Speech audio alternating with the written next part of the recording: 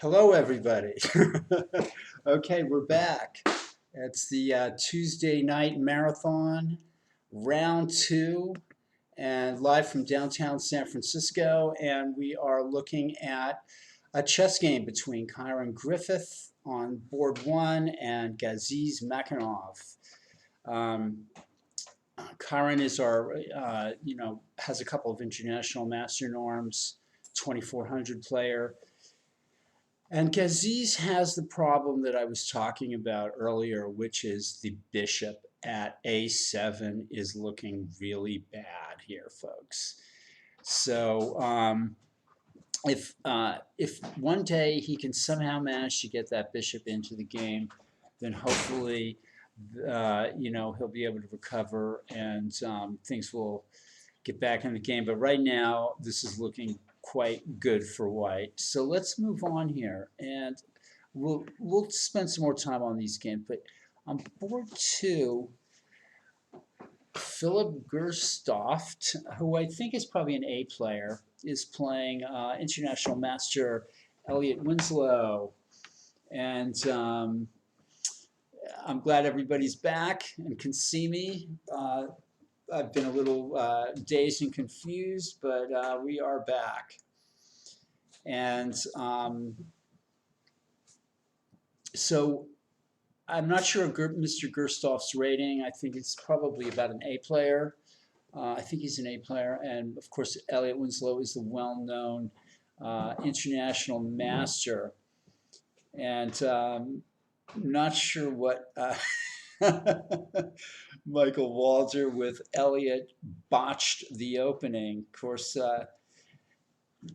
I'm not sure, did he? I mean, black seems to be okay here. Maybe even a little bit better with this, mobile pawn duo. I'm rooting for okay, he could have had a bigger advantage. Well, let's take our time on this game then for a minute here. I'll go and we'll go back to the beginning here. And Mr. Michael Walter, who's providing some commentary as well on his own, can help me figure this one out. So we have a standard Alapin, and let me just go back here. Obviously, black's main alternative is to play e6. Not that I know this opening that well, so I'll just keep going here. This looks good. I like this.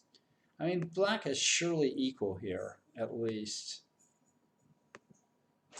And white has to take time off with h3. This is just got to be good for black here.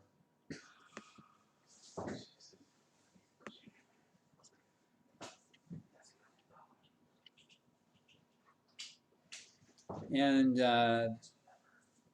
okay, so f5 maybe right in this position, or maybe a move before instead of castling. Yeah, I was thinking about that myself. And if white tries the d4 idea, you can take en passant and then play pawn e4. Okay, so black is kind of a move late with it's known, huh? Except for by me, it's not known. Still, black must be at least equal here. It's kind of a, you're developing white's queen here, but oh well. G6. And that invites bishop h6. So why not f5 here? Is rook g1 particularly strong? This white got more time. This still can, okay, that's what I'm saying. f5 here. It looks possible. Okay. Hey, thanks to everybody who's watching and sticking with us. I hope there's, thousands of you out there watching this this stream from this historic chess club. And, you know, what do we think about this position? Well, Elliot's black has to be a little doing fine here. Simple move like bishop f5 probably, and if knight e4, the bishop can go back to e7. How can that be anything other than equal? f5 is a little loosening, of course, because of the a2 g8 diagonal, and black's king is, well, it still might be playable, although knight g5 is probably strong. Okay, let's move on to David Rakonitz, White versus Theo Biasis, who seems to have upped his game. I mean, last week played a model game and just crushed his opponent, I think. And here again, black is definitely doing well. There's the issue of the offside knight at h4, but maybe it can come in back into the game. g2 and f4. If I'm white, that's the thing that I'm thinking of doing here. I mean, this knight at h4 is just doing nothing at all. So I'm giving my chess opinion here, my 2 cents. Black is a little better here, if not significantly better. With it looks like Dom going to control the c file as well. So white's playing catch up. And on board 4, we have Aiko Hadari. And he's playing Gary Harris. Now, Aiko's an expert. I'm not sure about Gary. But black seems to have done quite well here. I mean, just at first sight, he's got a lot of pressure on the diagonal. There's the isolated D pawn. There's the pawn hanging at A2. You know, black seems to be doing okay, but the next few moves will tell here.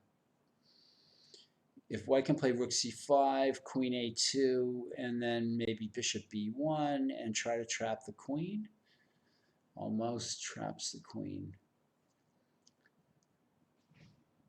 White must be looking at something like that. I played, you know, rook c5, maybe just queen d6, intending bishop f3, and queen takes d4. So this is white has some problems to solve, and black seems to have come out of the opening really well here. Okay, and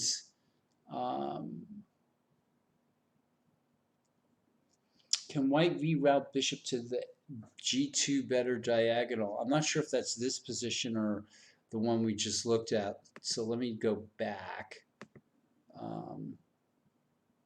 No, it wasn't that game. And no, it wasn't this game. So it is this game. Oh, and I'm having a little bit of technical issues. Aha. Yeah, I mean, but it takes a little something to reroute that bishop to the other diagonal. It's not easy to do. So, okay, white's in a think, and now on board 5, Kevin Reese versus Abhinav Penagalapati, and black is trying to break out here. Queen b6 looks like it's well timed. The classic sort of a lot of tension in this position. So I mean the queen is hanging at d4. White seems to have, he can either retreat the queen on the diagonal, play queen takes b6, or play b5. So taking on b6, knight b6, rook a5, and then black could probably play knight c4 there, killing all the pressure. I don't think white's losing the exchange here. because queen f2, well, queen f2 maybe d4. I don't see that white's losing the exchange. White has several moves that seem possible to me.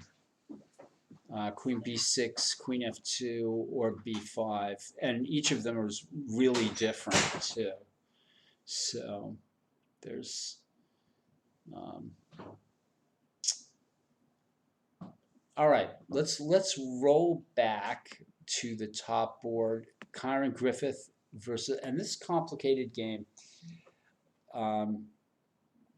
where white now seems to hold a substantial advantage, I would say. And all of the main reason I'm saying that is, of course, this bishop at a7. And I pointed this out back here, back when. We can go back to the first move and see how this happened. Black plays this variation of against the English with the bishop c5, which it's dangerous to do that. Not that it's dangerous, but it has to be played, it has to be handled carefully, because white tries to entomb that bishop, and we're going to see how black somehow allowed that to happen. So this attacks, all right, let's just come take a look at this for a second. I don't like putting my knight on the rim. I mean, I'd rather somehow go back to d8 and then come back to e6. But black looks like he might be getting run off the board here. And black plays knight a5, queen a4, attacks the knight and defends the pawn on c4. And black found it somehow. So what happens if knight takes c4, queen c4, a b5, you get two pawns, and you try to break out? I mean, that's not completely unreasonable. b6 is not a move you really want to play. But bishop b6 is met by c5, but then black could take on b5. So maybe bishop b6. Of course, the pawn on e5 is hanging too, but b6 is just, I'm sorry, folks. That is not a move that I like. That bishop on a7 is just horrible. All right, so rook d1, and that looks ominous for black. Of course, white can't sort of move either. Can't take the a6 pawn because the queen's hanging at a4. Black. All right, that's annoying, and white felt he had to go back there for some reason. So, I mean, was rook d2 possible? That looks more active. There must be some reason that Kyron plays the rook to e1 and not to d2. But I can't quite figure it out.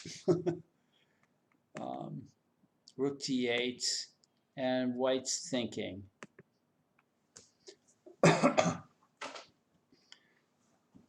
So ideally, white would like to move the queen and then just say to black, white, like queen b4 here seems logical, and then a4, and I mean, black is playing without two pieces there on the queen side. This has got to be a winning position for white if he can just consolidate. Queen b4 and a4. If white can get those moves in without repercussion, black is in trouble. Okay. I'm going to move on to Philip Gerstoff. We were looking at this position too. So after knight d2, we were here, and Elliott decides not to play bishop f5, knight e4, and then bishop e7, as I recommended, but he decided to play bishop e7 right away. Now,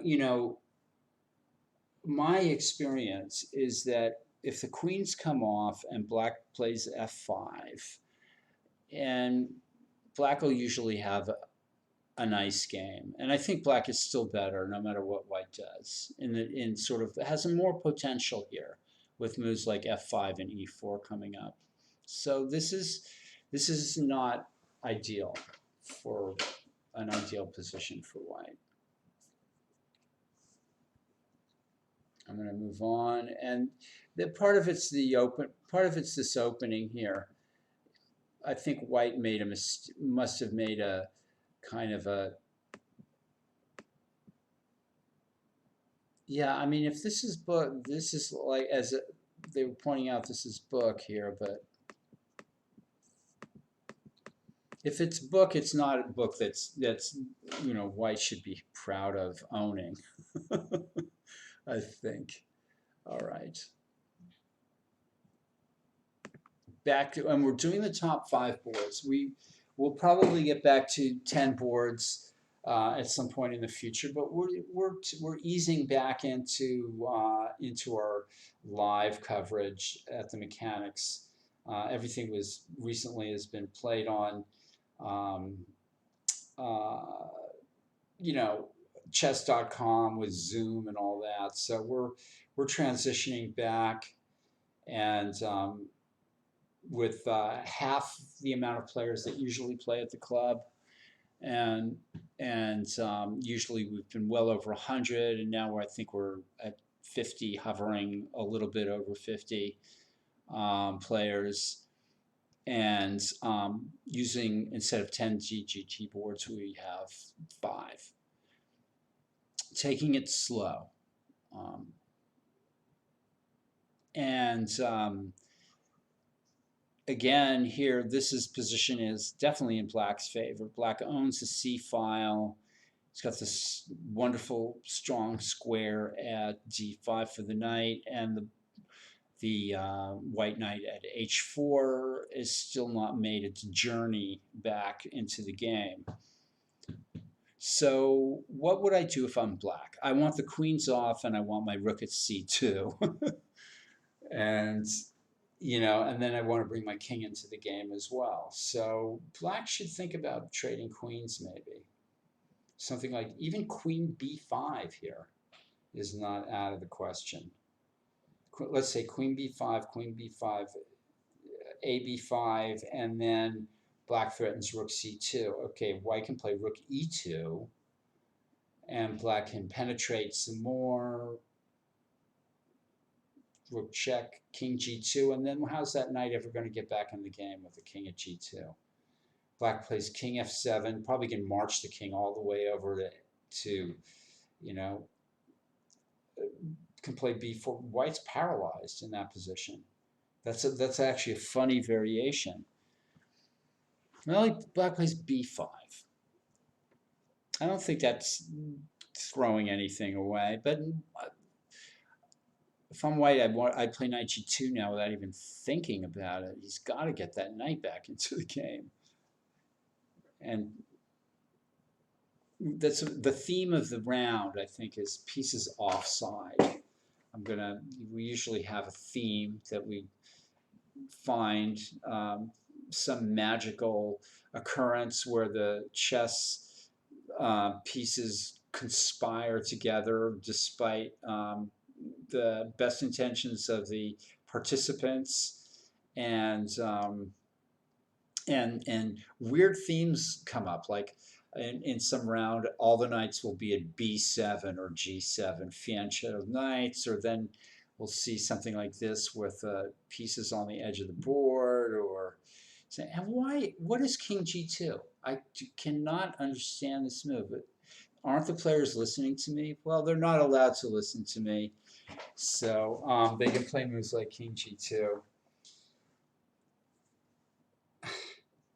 I'm really trying to understand the purpose. I guess white might be thinking of playing h3, and if h5, the knight can jump into g6. And of course, that would be ideal, but black just has to play something like king g7 here, and then can meet h3 with h5, and the knight can't come into g6.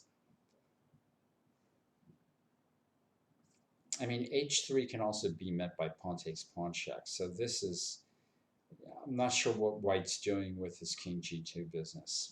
All right, I'm going to move on here because I'm too puzzled by all that.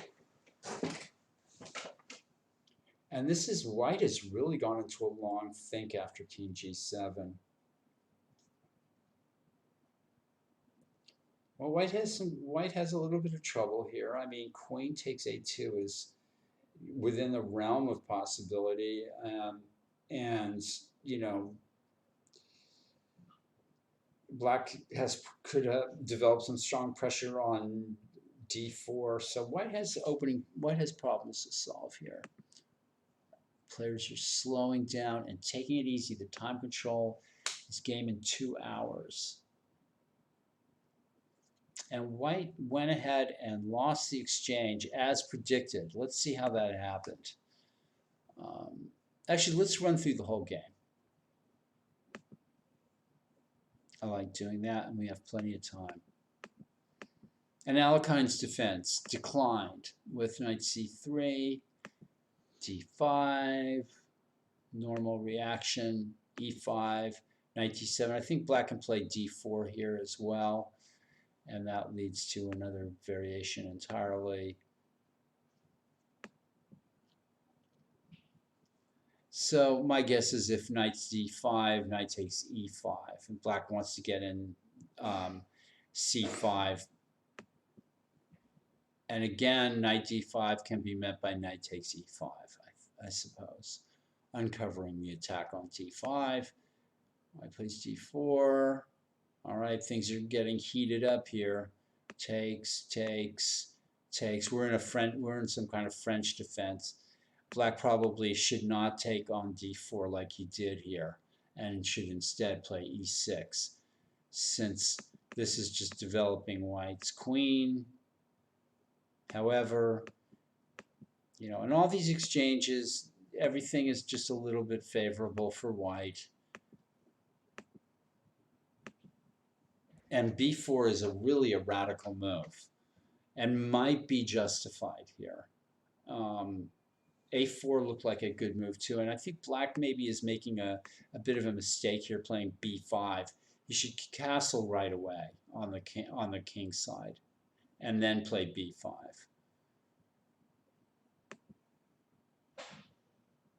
Also, a4 would give white, just a simple a4 would probably give white an advantage here too. But white plays b4, and then a4, and I like that. I like thinking outside the box like that. I think it makes total sense to me. It looks like white is better here. And now there's pressure on the a pawn, and white's playing with the better bishop. Both players catch up in development, and it's an attack. This is black's counterplay here, and one reason why this may not be just completely better for white is that black has some counterplay on the c file. So white defends, queen b6, a good move, and white decides to make the straight ahead trade.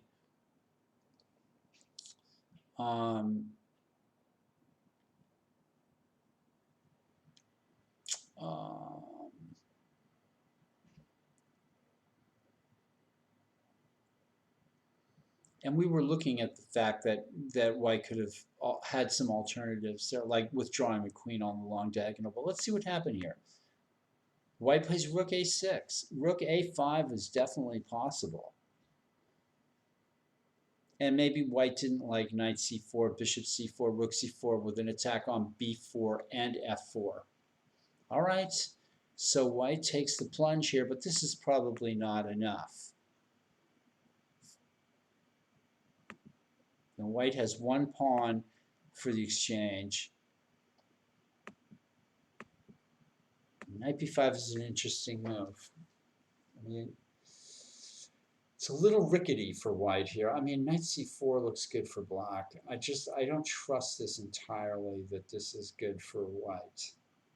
It's maybe just enough for equality, but as a winning attempt, it's probably no good.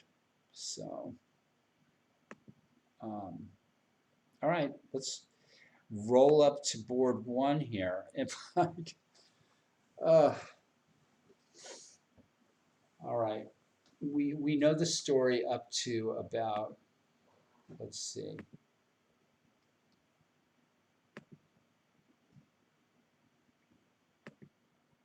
I'm trying to get rid of the little menu that comes up here. All right. And let's see how we got here, folks. I'll use the arrows.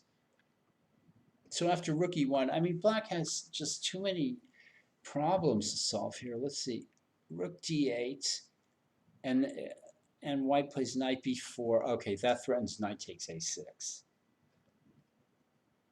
And if black doesn't probably can't play knight takes c4. I just don't believe it. It would work. Queen b3, bishop e6, d5 would win a piece. That's just one variation. There's probably more. Um,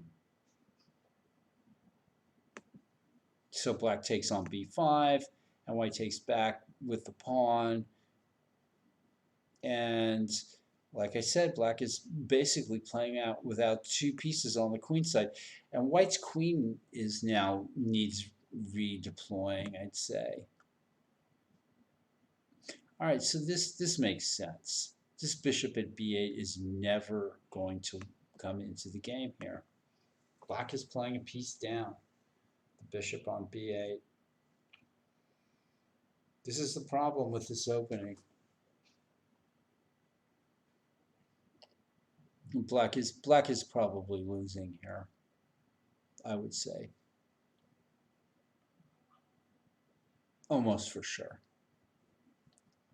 Okay.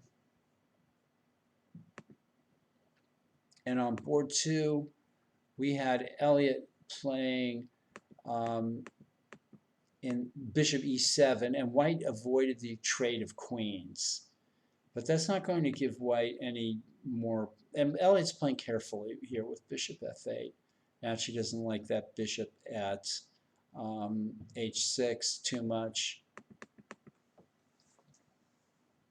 And the position is just a little bit better for black, I would say. It's still a game with a lot going on. Okay.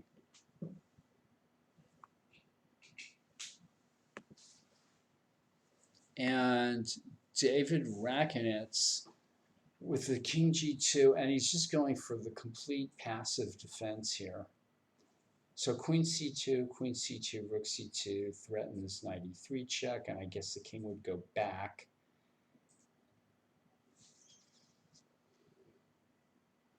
And black is, substantially better. Probably b4 right there would be strong.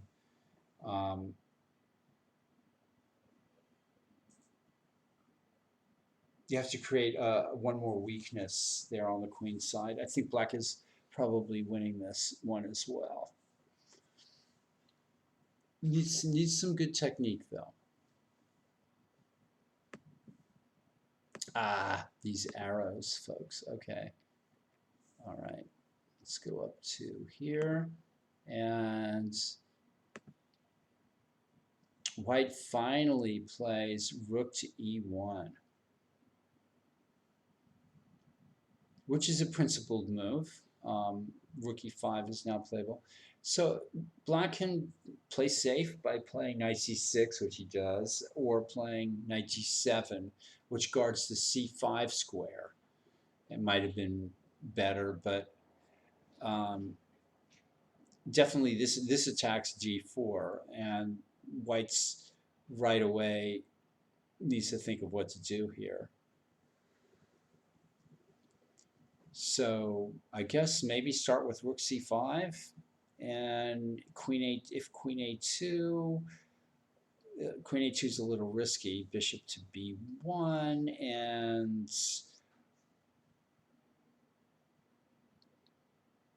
queen b3, and then white can maybe try to trap the queen. Or maybe rook c5, queen a2, rook e3, threatening bishop b1. Complicated.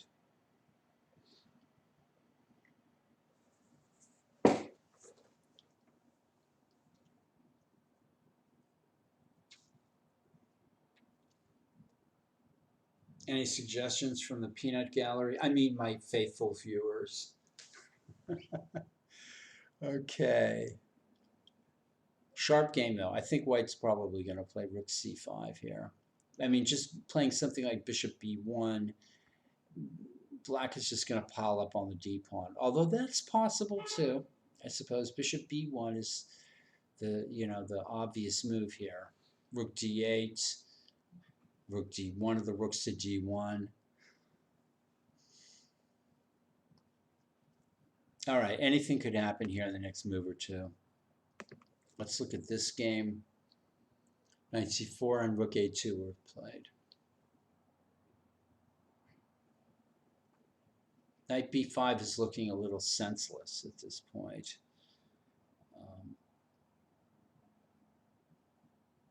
Black may be close to winning here too. Rook b8, and if knight c7, rook a7. And there goes the knight.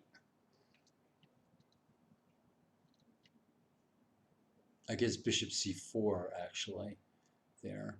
But this is going to lead to more trading. So rook fb8, and if knight c7, rook a7, bishop c4, rook a2, bishop a2, and then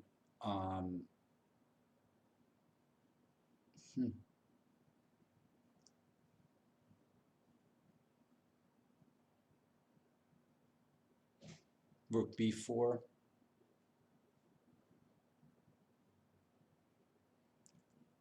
And then bishop b3. Okay. Well, I'm probably a bit confused there. Rook fb8, knight c7, rook a7, bishop c4. Of course, black could play rook takes c7 there too. But if rook a2, bishop a2, and then white has two pieces for a rook. And if rook b4, black is probably better. I mean, they're maybe a little bit better, even though white's got the two pieces. White could play g3 or something. Rook b2 met by bishop b3. So, all right. Not sure about the accuracy of my calculations. Let's move on. Let's move up. Okay, so that's how that works. Let's move to board 5. Oh, we were on board 5. Let's move back up to board 1. So white's just putting all of black's pieces out of the game. I mean, that's basically what's happening here.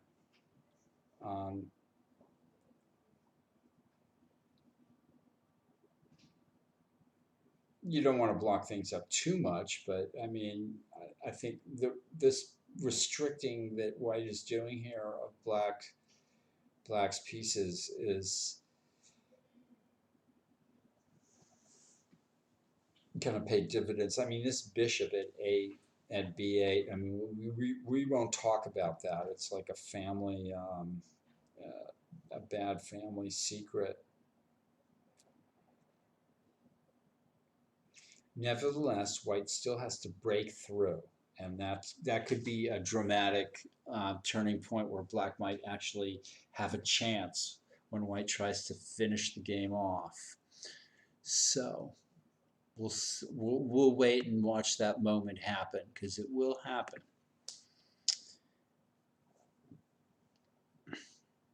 All right, white is avoiding the trades, and I think that's a smart idea, because black is going to be, these international masters and old veterans, they're good with the technique. And the more pieces come off the board, the more I would give black the better chances. And white's best chance here is to keep it complicated with and avoid trades. So bishop g5 is good, I would say.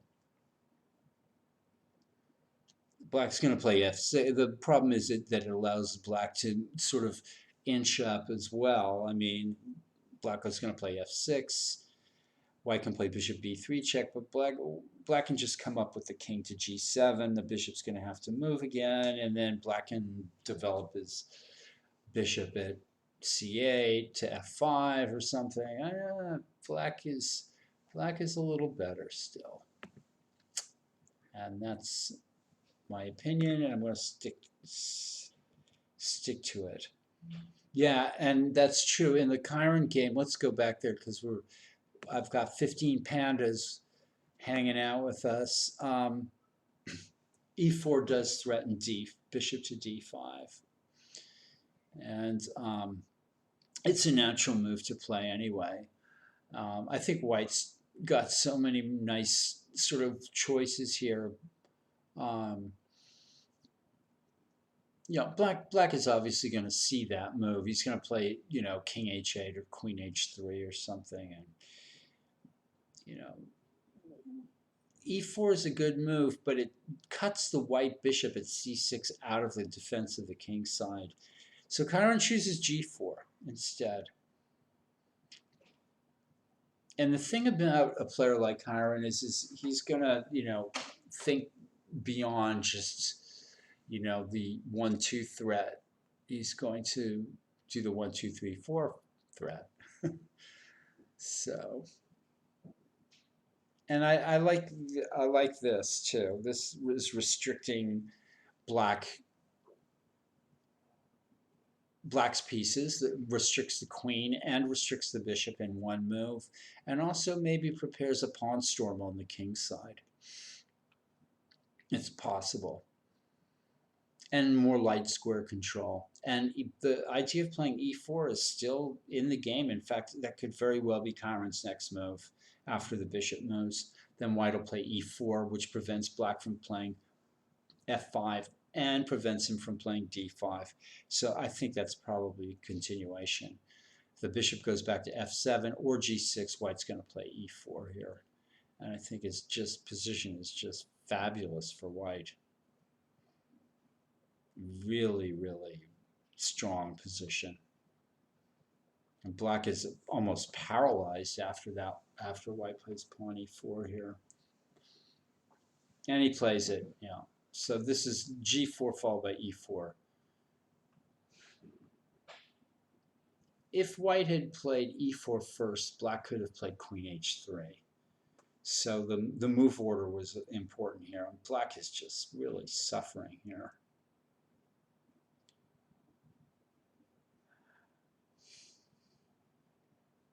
I mean, there's so many good plans for white here. White can play h3, trying to play f4.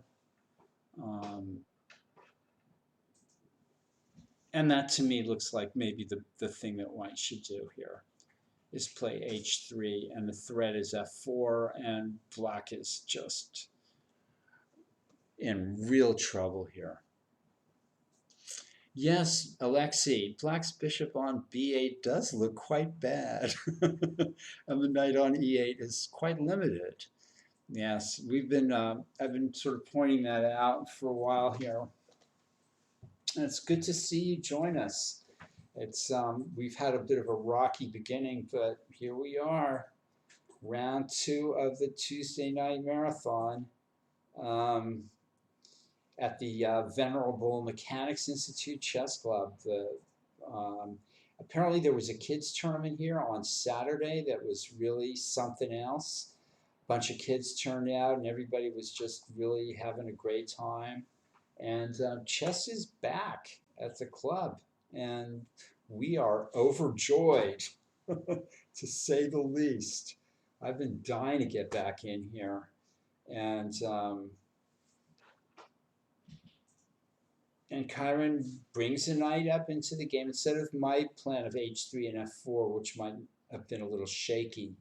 We're just seeing, more practical chess here. Knight g3, sort of clearing the ranks, and maybe to play knight f5, or just steady improvement here.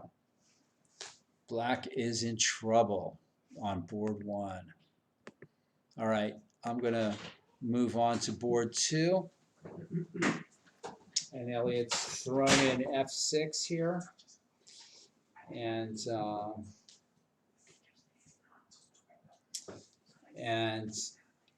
f6 has been played as I suspected it would be, and White's doing the best he can to try to keep things complicated, because positionally Black is doing quite well in this game.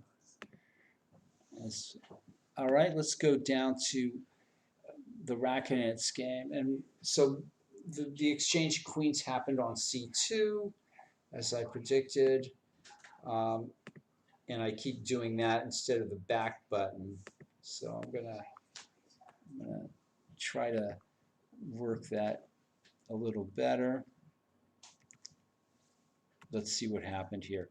Yeah, Black played queen c2, and White's lost a whole bunch of tempo here and has a very passive position. And Black needs to play a move that loosens White up on the queen side. He needs one more pawn weakness there, as Capablanca showed a long time ago in a similar position. Black is thinking. I think, Black could maybe have done a little better here too. And Black might be thinking of playing actually knight takes e3 here. And that might not be a bad move. F takes e3, rook takes h2. All right, you've only got 2 pawns for the well, White would actually go back, king g1, and if rook e2, knight g2. Okay, that's not working. So if Black plays b4, knight g2, knight g2 is then ba3, and White's rook comes out. So Black's got the right idea, but is he going to be a little slow, or does it matter? Does White in any way in this game at all, or is he just completely lost?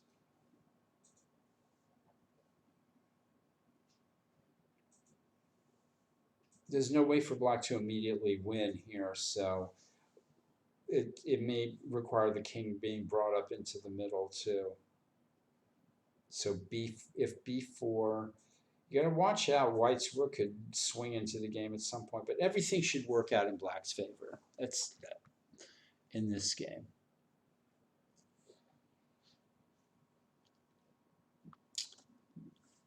Chess mom of chess kids, I'm not, knight e1, it would be, it's possible. It's possible. We're going to have to see how this turns out. All right. I don't trust the positions where one player is really passive and just trying to hold. Usually the other player has sort of has a bunch of ideas to try to break the stranglehold, but every once in a while these passive positions do, you can hold on with them.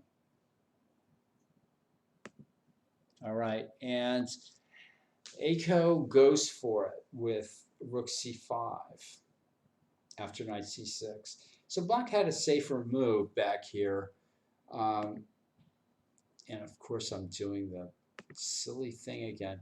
Black had a safer move by playing knight d7. So if knight c6 is kind of like saying to White, okay, I'm going to wave my red, I'm going to wave my red cape in your face, and then what are you going to do about it? Well, sometimes the bull will come charging at you, and you've got to be careful. And that black is taking some time here. I mean, queen d6 is a safe move and should be fine for black. Black is probably thinking, do I want to try to get away with queen a2? Is there a way for white to try to trap the queen or something like that, or gain a draw by repetition?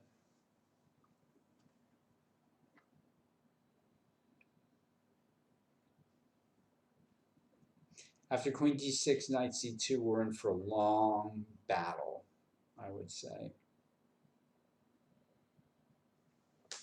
Queen a2 is also seems to be possible. I don't see a way to trap the queen. Bishop b1, queen b3, rook c3, queen b4.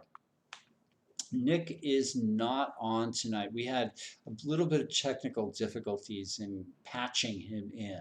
I think you might say, patching him in. So he's got the evening off. And I'm going to roll on to the next game here.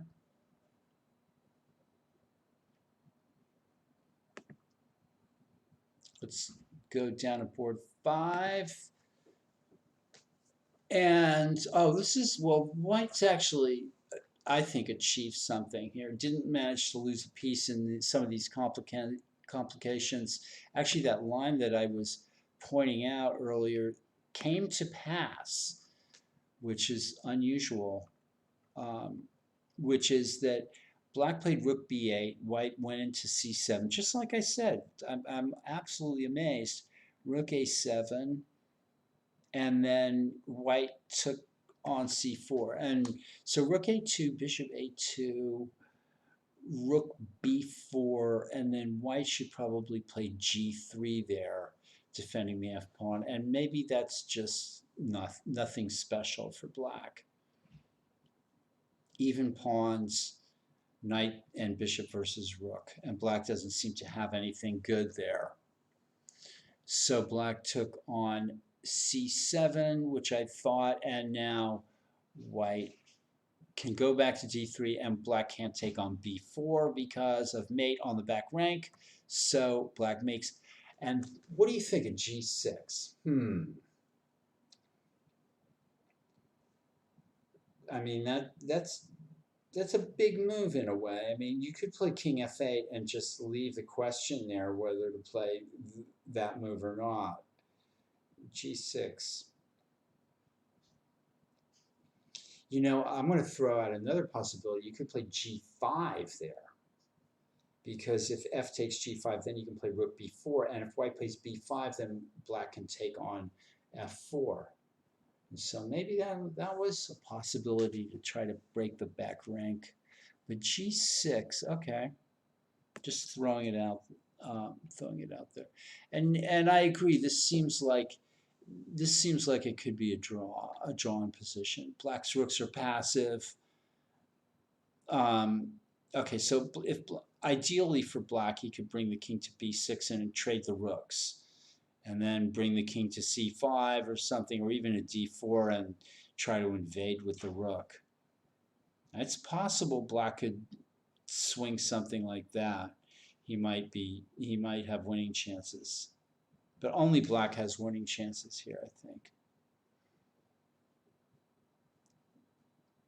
If I'm black, I want to try, I think, to win this. Let's see what happened.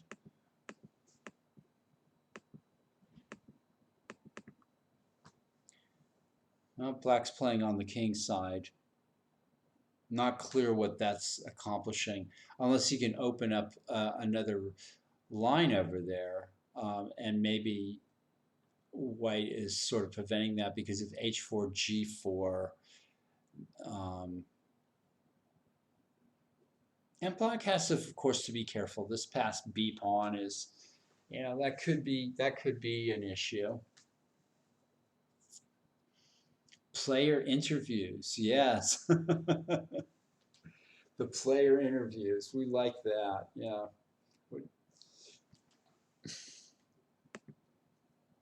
All All right, back up to board one. Okay, let's see how this happened. We were here, and white's just decided to completely paralyze black. I mean, it's a hard move to resist. The only thing is that, um, wow, this threatens knight e7 winning the queen. This is, I would resign if I was black, I think, here.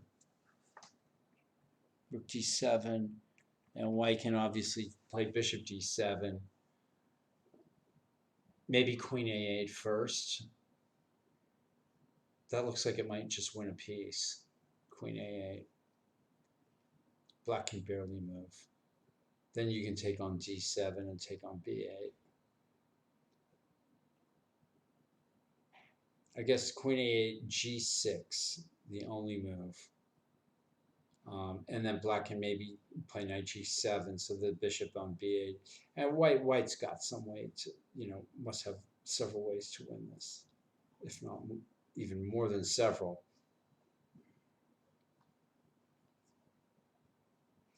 But no game was ever lost by resigning. So, so what else here? Bishop d7, queen e8, queen d8. Well, it's academic. White's going to find a way through here. And on board two, Elliott continues to play just careful chess here with bishop e7.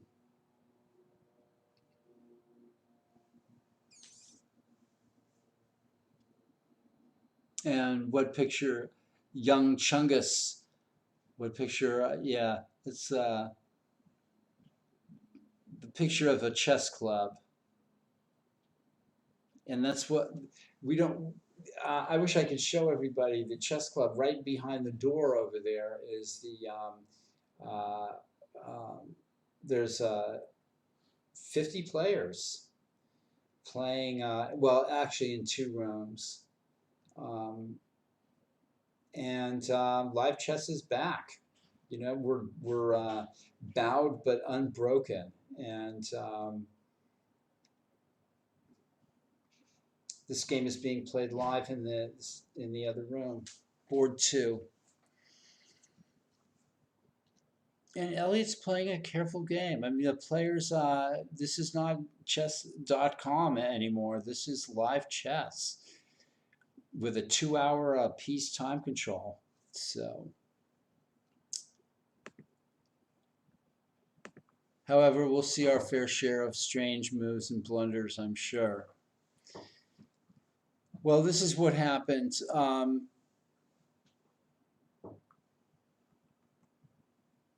That white did end up playing.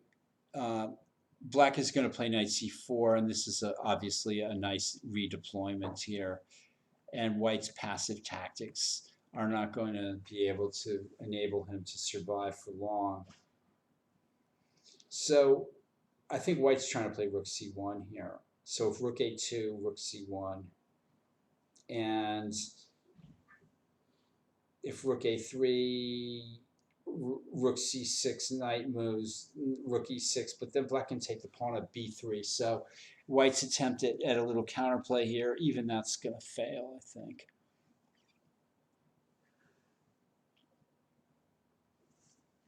I think this is probably a number move, and black does play rook a2, as I predicted.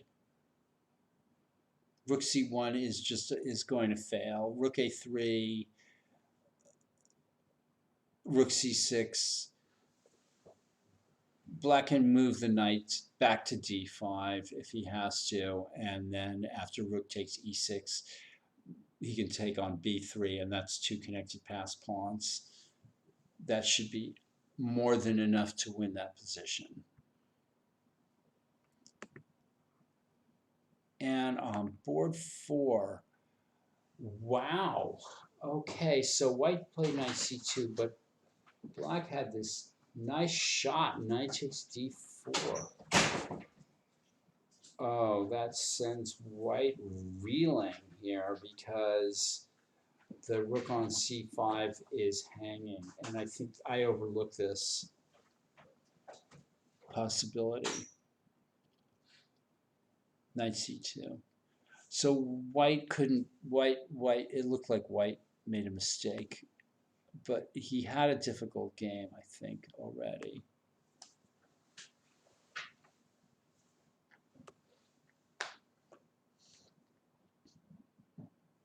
I mean, this is the problem in this position, is the d4 pawn is hanging, and black is super solid, and if knight c2, which he played, there was a little tactic which I didn't see at the time. Knight takes d4.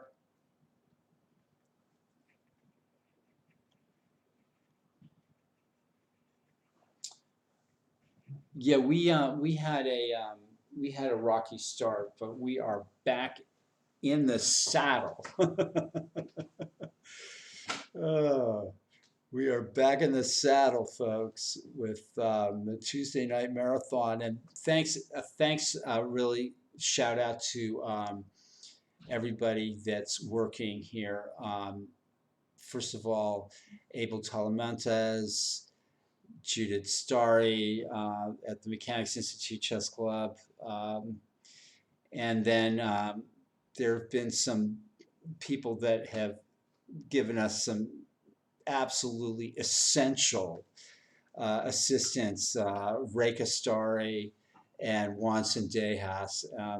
We would not be the same chess club if it wasn't for all the help that we get from the players, from the spectators, and as well as the people that are just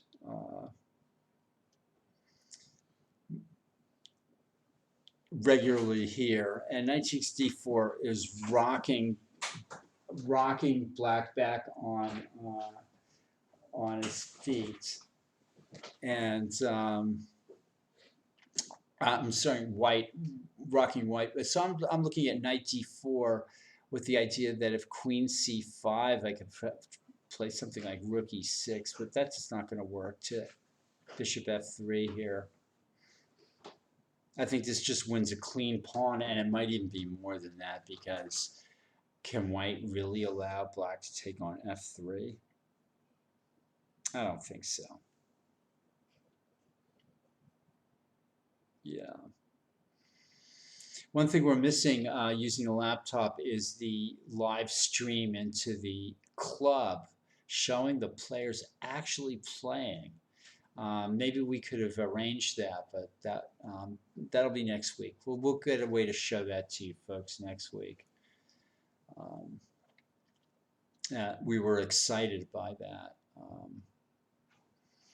We're in Tech Central here, San Francisco. We better have some good internet. I'll tell you that. Okay, let's move on here. I think white's been rocked back on his heels by knight d4 and is in serious trouble on board 4. Board 5.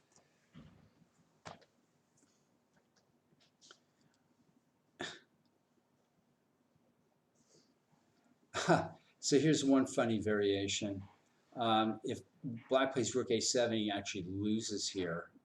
b6, rook a2, b takes a7, rook a8, and bishop a6. So black has played the wrong way here. He's played over on the king side with g6, king g7, h5, and in my opinion, he should have been bringing that king over to the queen side and trying to blockade the pawn with the knight, with the king at b6 or c5 or c7 or something like that, and then try to trade the rooks on the a file. This messing around on the king side did absolutely nothing for black, I think. And white strengthened his position considerably with this king up like this. King's going to d4, and so black needs a rethink here, I think. All right, back up to board one, and black avoided the loss of more material other than the exchange by managing just to squeak in. Whoa, sorry folks. Just managed to squeak in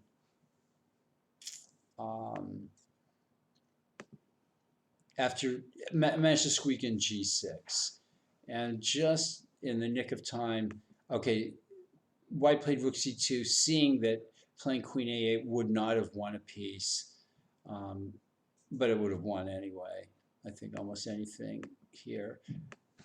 Boom, boom, boom, and so this was white's idea. A little fancy, but as long as black's playing out without the bishop at b8, I think white can win in any number of ways here. Black goes back to h8. So, I mean,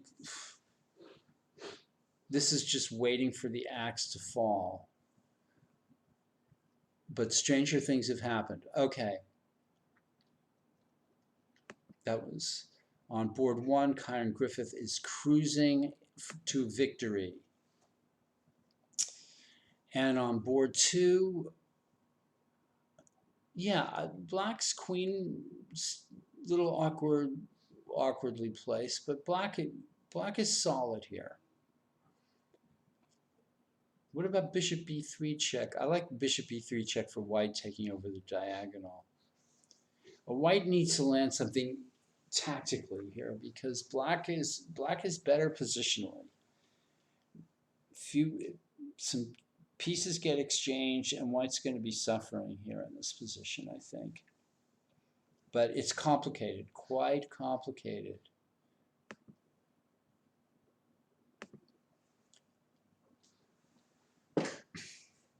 Let's see how this game. So going back here, after rook a2, white played a4 instead of rook c1, which was hopeless. Black takes, and black is thinking. Well, knight a4 looks like the obvious move, and I'm sure that's what's going to be played here. I guess knight c4 is possible too. The a4 pawn is lost in any case, and the black knight is, I mean, even knight d5 is possible, and that might even be the best move. Put that knight back on that beautiful square, and then play rook takes a4. All right, black's got a number of nice choices, I think.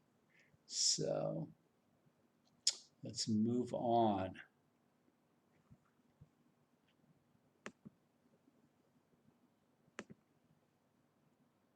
All right, white plays queen c3, but that's just got to be bad. Knight f3 check. Can white somehow exploit the pin on the c3 to g7 thing there?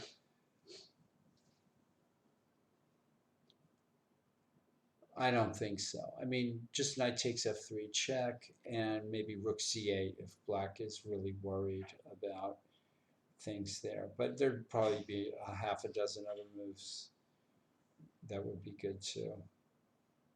Maybe knight f3 check, gf3, and queen f4 possibly. Tough. Bishop f3, however, is met by what? Knight d4 or queen d4. Still, even that would be favorable to black, who's up a clean pawn.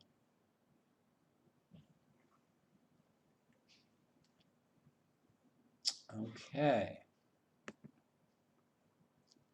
And going down to board 5, black is, I mean, to my mind, black has not been stuck for a move. He's been stuck for an idea, the right idea, and that's kind of a bit of the problem for black here. Has a good game, but he needs to sort of straighten it out here. You need a plan. You need to do something, and these few senseless moves on the king side, and suddenly white's, almost fine here. Although what white can do actively is not really clear. If black does nothing, king g4, rook a6, and b6. Okay, so the king comes back now to f8. And it just shows that black has wasted time here. All right, let's move on back to board one. And I need to maybe take a quick break. Maybe I'll be joined by the director of the Mechanics Institute, or replaced rather by the director of the Mechanics Institute if he's available. So I'm giving a shout out. Hey, Abel Talamantes, are you there? We'll find out in a minute if he can jump in here as a replacement for me, and we'll see what's up. I'm sure he'd love to be able to say hello to everybody, take a look at the chess games.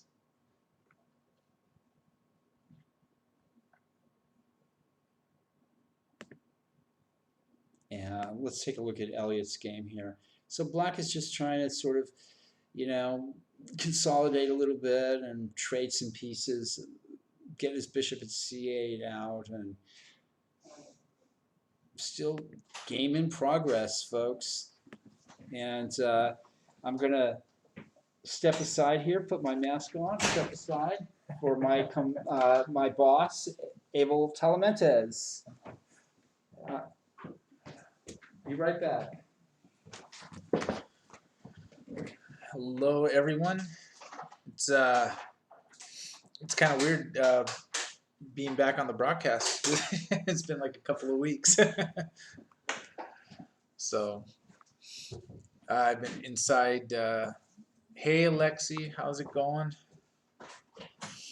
It's kind of weird because I'm used to for like the past year on Tuesday nights, kind of like running the broadcast.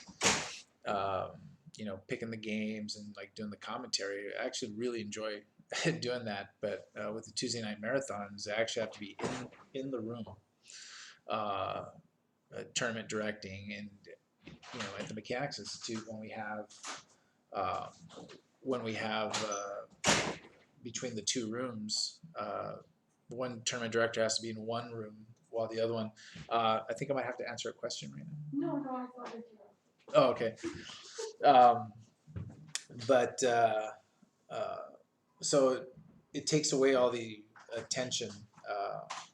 So it's a little bit of an adjustment as we're trying to figure out, how to do the broadcast and do it in a way where it's engaging, and we'll figure it out. We'll find that way. So appreciate everyone that's been hanging out with us. I'm going to be taking a good look at these games myself, actually, for the first time. I've been watching the games. I've been mostly watching players, and a lot of games have been ending early, and we've had like people with questions and asking a bunch of stuff. So this is actually the first time I'm sitting down and actually analyzing something. So I'm taking a look at Kyron's game with Gaziz Makanov, who had a big win last week. Gaziz beat Abhishek Malala. It was the last game of the evening, I believe. We got out at like 10:45 p.m. Last week. Grinded down an end game and won that. And now he gets rewarded with playing the overall top seed, Kyron Griffith. I'm just looking at this position. Kyron's pieces look pretty well placed. Gaziz's pieces just completely restricted. I'm sure Paul described that chapter and verse. So it looks like it's got an uphill battle. And checking on Elliot Winslow here.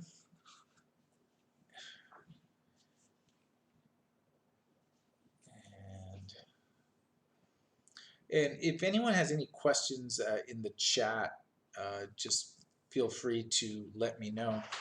where I'm viewing the chat, I can't type, but I can see the questions. So I'd be happy to answer any question that I can legally. Uh, so if you have a question about the Mechanics Institute, about the reopening, about what's coming up, what are we doing, what am I feeling, what do I think, now's the time, because I'll have to get back into the room and keep an eye on everyone.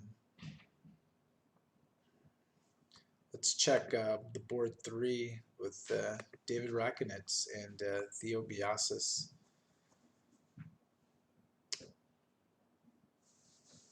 And it's looking like this is going to be sort of like a slow grinding advantage for Theo. He's got that pass pawn. I played my first live over-the-board tournament games a couple of weeks ago. Actually, one of the organizers is playing in this tournament tonight. Who's on board 5, Avi Panagalapati, is playing Kevin Reese, and he's trying to figure this game out. So I got to play 2 games in that tournament. I won one and I lost one. It was really fun to play over the board, and I know a lot of the players that are playing out here. Very excited last week at the return of over the board chess, especially here at Mechanics. And some people I'm seeing for the first time this week because they weren't here last week, like Christian Clemens. It was a lot of fun to see him. Definitely one of our Mechanics regulars. But it was a lot of fun, and even the game I lost was I was winning that game, and then just the stamina ran out, and what could I do? A lot of us in that boat. So, and what's happening with board 4? Akko Hidari and Gary Harris. Looks like Gary's got a little bit of an attack, so we'll see how these games go. How's everything been? Everything's been, I mean, since we... From 7:30 on. Yeah, it's been good. It's been going good. I mean, we lacked the view into the playing hall, and I said that that we'd get that going back. Yeah, we were optimistic about that because we had that. You know, we had the camera in the playing hall all set up. So we have to get the feed in onto the. We just have to plug it. Yeah. So what happened is one of the desktops here, for whatever reason, it just wasn't collaborating with us. We had everything ready to go, but fortunately, I have my laptop, which is the laptop I was doing the broadcast from at home, which is a gaming computer, is my work computer, specifically so that if anything happened on a stream. Yeah. And the desktop that we use here. Hey, good night, Alexi. I know it's late over there. It's 11 p.m. A little over 11 p.m. there in Texas. We're tucking people into bed. Yeah, this is your bedtime story. Is it listening to me? Like I'm putting people to sleep, or is it you?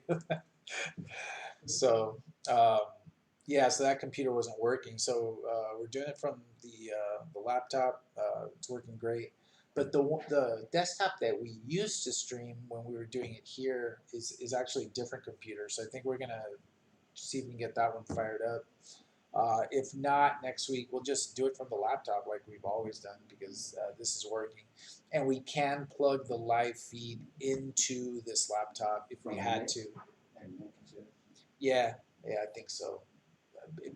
I don't see why it wouldn't work, because we zoomed in. We had no problem for a year, and we were just having Zoom issues on the desktop. So I don't want to make the broadcast about my personal failings, but they're not. So let's go on board 2. Go. whenever you feel like punishing the players out there, I can punish them in here, and you can punish them out Yeah, there. and I think I'm gonna go back out there. I'm gonna stay in my lane and go to the tournament directing. I'm gonna let the great one. What about the great one? What happened? Yeah, the great one he called. We're talking about Jerry Simpkins. He actually called and said that he wasn't gonna be able to make this one, so he'll come back and do another one. I actually think he's watching basketball playoffs because that's what he said last week. Who knows, right? See, we here at Mechanics don't probe to ask further questions. He says it's the NBA playoffs. We take it at face value, but who knows what it is. I wish a lot of people out there took what I said at face value instead of clarifying questions. So, all right, everyone, I'm gonna let Paul do his thing. I gotta get back into the room, and we'll write about what happens in the newsletter. But Paul will be covering everything for the rest of the evening. Thank you, everyone. All right. Ooh, what happened here? I can't see the. Okay. All right, so we're back here with the. Got it. All right.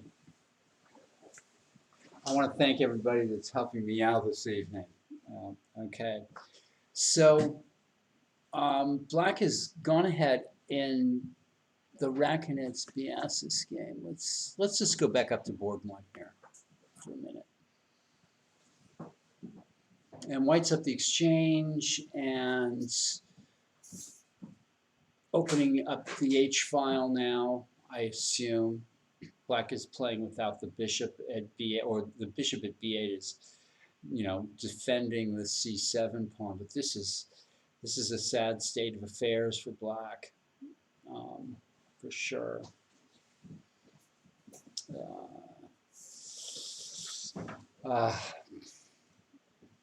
All right. Board two. This very carefully played game here between the two players. I mean, I just, I still like Black's position, for sure. And, but it's still up in the air here. Black seems to have more potential here in this position. And this game must be lost for White, although, all right, knight c3 is definitely a threat here. So knight d3, and then, yeah. In this game, White has just chose way back here, messed around a little bit, and got into a lot of trouble. There's a game of Capablanca's that's kind of a STEM game. It's actually a Lasker Capablanca game from from their World Championship match, in which Black broke through in a very similar way on the queen side. Once you play that game over, that Lasker Capablanca game over, you'll never want to get into a position like this with White again. It won't happen. You'll do whatever you can to prevent it from happening. So, all right. Let's see what happens here. And White is in serious trouble in this game, obviously. And White is in serious trouble in this game as well. This game between Aiko Hadari and Gary Harris, where White is now down 2 pawns. And I don't see anything here for White. Knight d4 can be met by this rock solid bishop d5. This is just, I don't see White has anything here. 2 pawns. White's lost in the last 4 moves or so. So it's just looking really bad. And on board 5, oh my goodness. Okay, so the threat is bishop b5, but black can play king d8 and then king d6. Oh no, then rook b6 check. King c5, and rook can't take on a6 because of b8 queen. So what is going on here? What exactly? Oh, maybe king d7? No, king d7. Ah, king d7. Then bishop b5 check, king c7, bishop e8. Black's going to regret moving those. Well, maybe not. Let's see here. King d7, bishop b5 check, king c7, and now white has to go for it with bishop e8. But black should be able to use the d pawn to win the game there, I would think. If anybody wants to make a comment, they're more than welcome.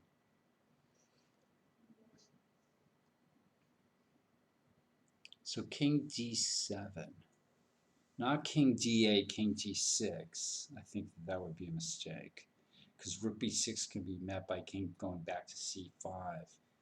Although black could maybe just ignore it and play d4. That plays king d7. Okay, good move. Bishop b5 check, king c7, bishop e8.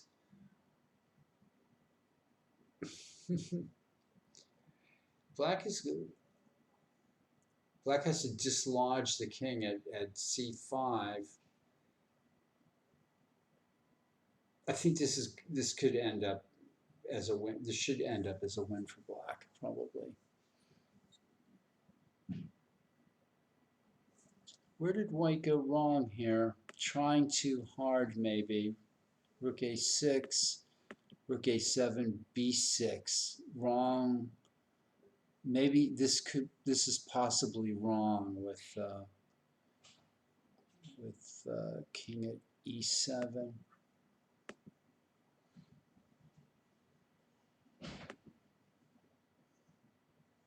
Yeah, this either works or it doesn't, and I have a feeling it doesn't. Bishop b5, king c7, bishop e8. And now black should probably just play rook check or something like that and get the pawn going right away.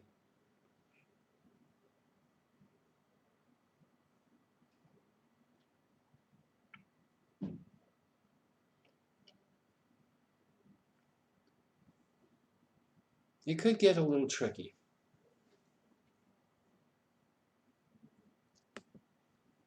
All right, back up to board 1.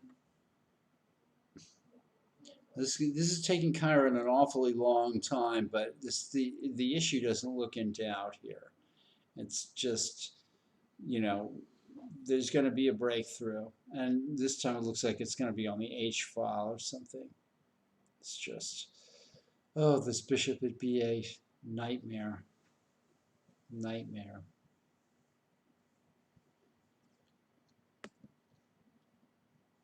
Okay. Let's go to board 2, where a very carefully played game is being played here. Only 2 pawns have been exchanged, and both players have like 40 minutes left.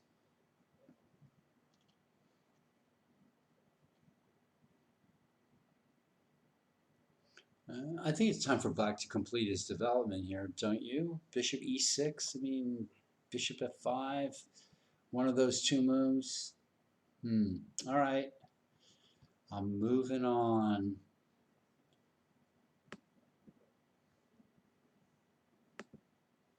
Board 3, David Rakonitz. Oh, and of course white is going to, this is the logical finish to this game. White is certainly going to resign here. If the knight moves, of course, rook g1 is made. And this white should, there's a lot to be learned from this game, I think, if you're white. You really want to find out exactly what went wrong. It was the structure, and let's just go way back here to the opening a little bit. Okay. Okay, so first of all, let's go back to the beginning of the game here. I have a low battery on this laptop, not the one I'm using here, but the other laptop is about to fail here. This laptop.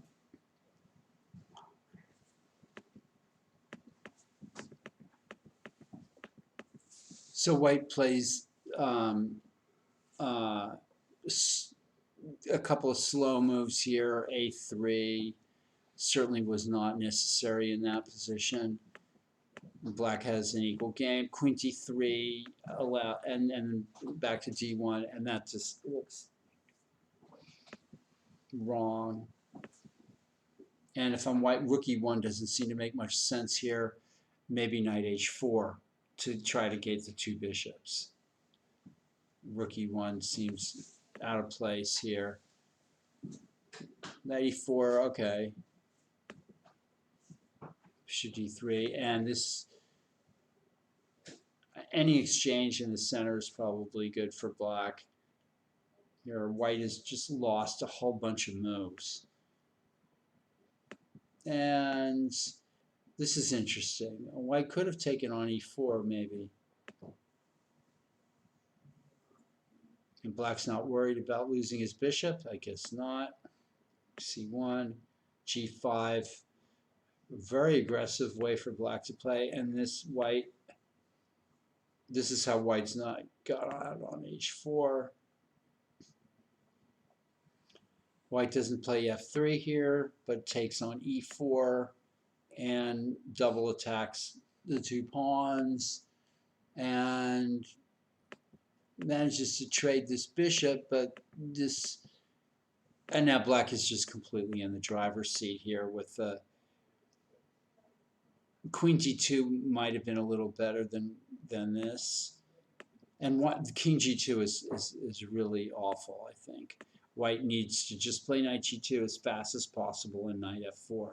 There's no reason that I can see to play king g2 here. And this is just losing. I think this is losing. Yeah. Black probably has a number of ways to win this, to have won this game. We'll speed up to the final position here, and I think white resigned. Okay. On board 4, I think we're almost ready for white to resign this game too. Yeah, this is 2 pawns down and with nothing to show for it. It's just too much to bear. And on board 5, okay, so black should be able to win this now by just targeting the kingside pawns. Rook f2. I'm not sure exactly how this happened. King d7. I don't know why white didn't play bishop b5 check here. I mean, it's the only. Oh, I see. Black might be able to play rook b5, king b5, king c7, king a6, king b8, king. Yeah, that just wins. That funny way to win the game, but yeah, and if white has to play back king b5 to prevent d4, and then black just plays king b7. All right, so bishop b5 check just lost right off the bat. Okay. Well, at least I saw something tonight. So white played h3 instead, and this is of course hopeless because black can just win everything here. All right. Black played a nice game here. After after losing his way a little bit, he finally got his feet on the ground and played back this way. And White just went, I think, a little overboard. White should not have lost a pawn here. Losing a pawn over here made all the difference, and now White's lost. Tried too hard. Okay, back up to board one. Ugh. This is another game that seems that it should have been over a long time ago, but somehow Black just keeps on slugging it out. But of course, the white rook is just going to attack the black bishop and can do so in a number of ways, like rook e4, rook a4, rook a8. It's just, this is so bad, I don't want to look at it anymore. Um,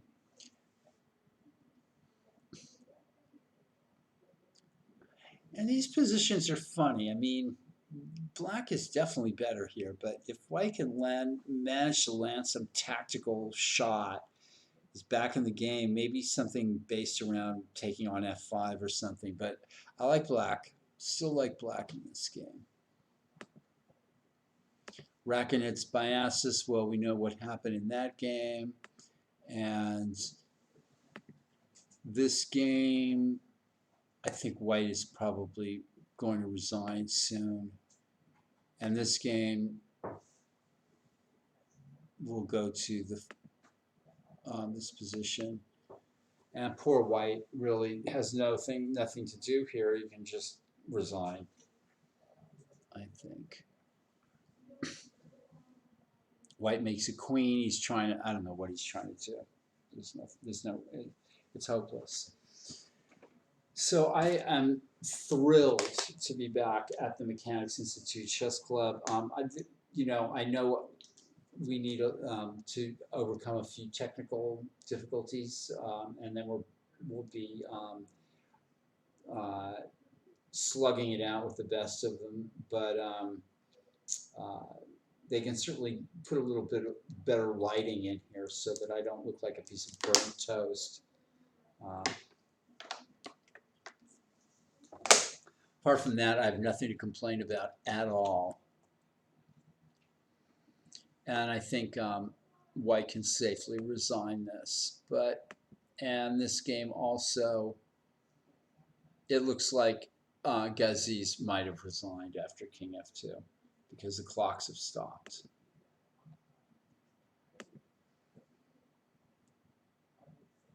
And this game is being so carefully played. I feel like the players should just offer each other a draw, and even though black is a little bit better here, I think.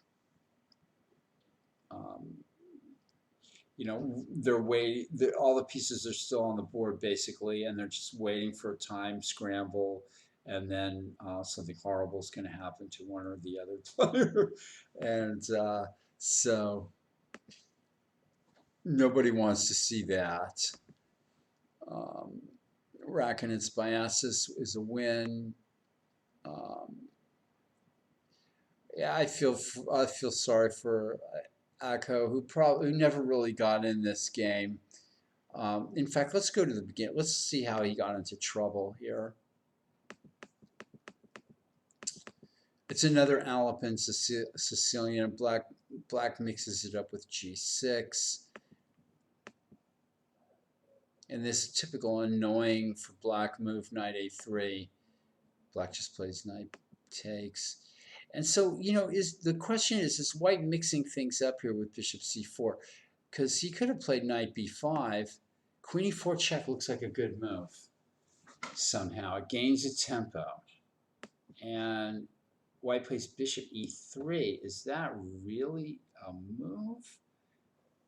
What happens if you take it? Okay. I see what happens if he takes it.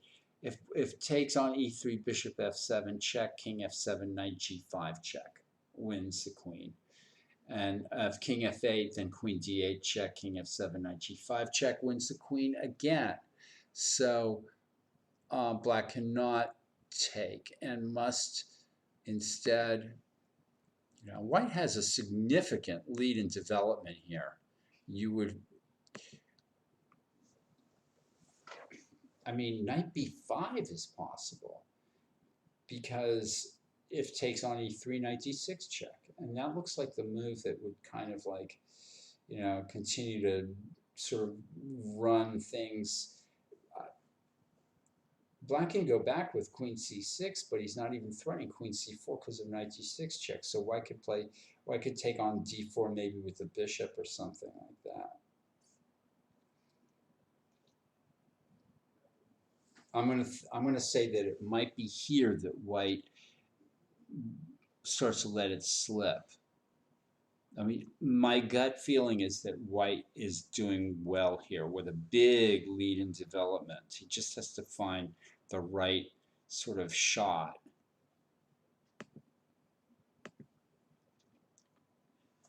A6 is a slow move, but on the other hand, it makes a lot of sense. It takes away that crucial b5 square.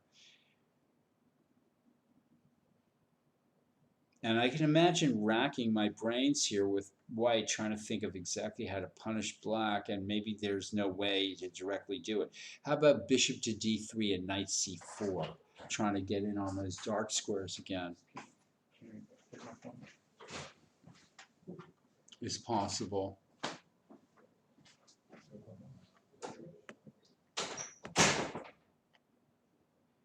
Okay, so maybe he missed his chance right here, folks. He could have played bishop to d3 and then knight c4. And that would have been rapidly redeploying that knight into the dark squares. Yeah, thanks, Christian, for pointing that out to me, too. I'm getting a little... All right, so instead, white castles. And black is able to play b5. And here again, bishop b5 or knight b5. But it's starting to look a little bit...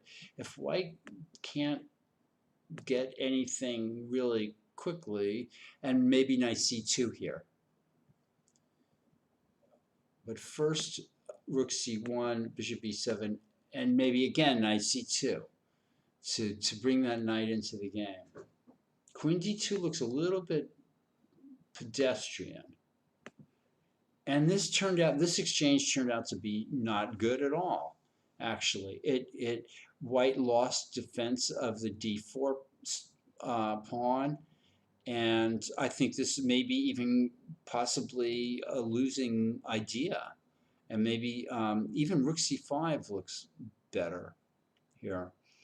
White just never quite got the right thing going, and we've looked at this position quite a bit, and it seemed that black was doing quite well here, and white actually surprisingly collapsed quickly. Knight d4 was just crushing,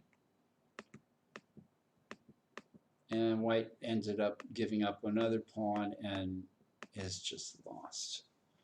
This is kind of White never really grasped the game here, and that was his problem. All right, and this game is still going on here. Clearly lost for black. I mean for white, of course. And we know what happened on board 1. Black resigned, and on board 2, they're still playing.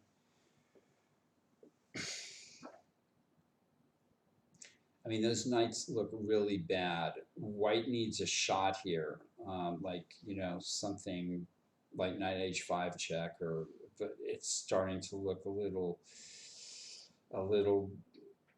This is the problem for white, is the decentralized pieces, and you know, if black can play bishop e6 and bring the rook to d8, you know, white's prospects are dim here. Not looking good for white.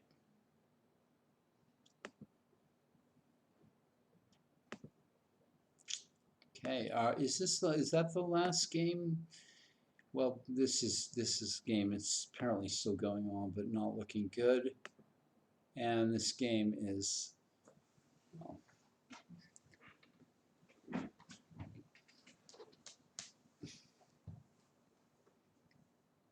bishop g4, d1 check, and rook d3 check is enough to win the game. That white pawn needs to be on the 7th rank for white to have any real chances here, but it's far away from there. So black can just win by playing rook d3 check and d1 queen. Okay. Let's go back up to board 2. If I'm white, I want to play, my queen onto a dark square like queen d2. All right, queen d2. Threatens queen, maybe to go queen g5, or the idea of knight h5 check, or queen d6 maybe to bail out with that move. So it looks like queen d2 is just about forced here.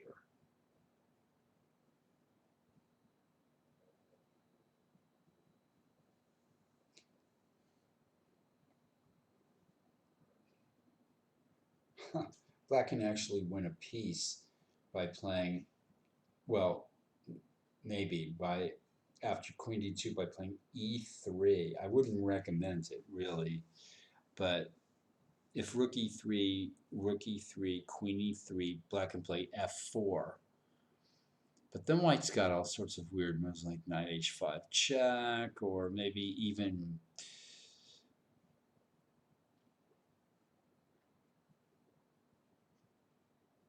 also after e3, maybe white could play queen d6. ef2 check, king f2, queen f4 check. Oh, yeah. Queen f4 check, knight f3. Black's not really getting anywhere with that. And of course, we can't play queen f4 check because the queen is a d6. So that looked like it would maybe peter out into an equal position. So e3 doesn't work.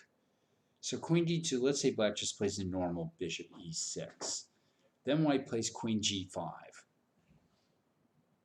With the idea of playing knight h5 check, or taking on f5 or something like that. Yeah, that's what's got to happen here. I think white needs to play queen d2 here to have any chance here. Okay, we've looked at this final position a million times, and white plays knight e3 to prevent queen g4 check. And you're not happy here if you're black. I mean, sorry, if you're white.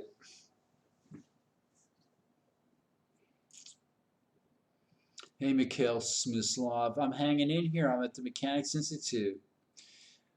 Unbelievable. I don't have very flattering light here. I keep mentioning that, but I look like a piece of, a piece of fried liver or something like that. and we couldn't patch Nick in. We had serious technical difficulties. So Nick will be back next week.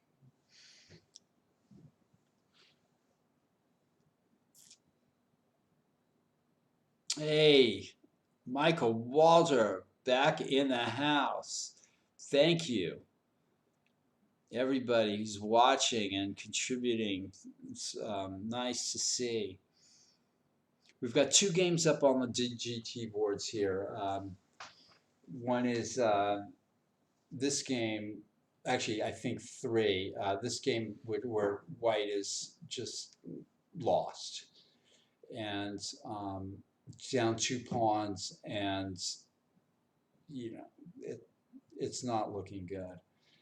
I think on board 5 that game probably, so white is losing this quite easily here.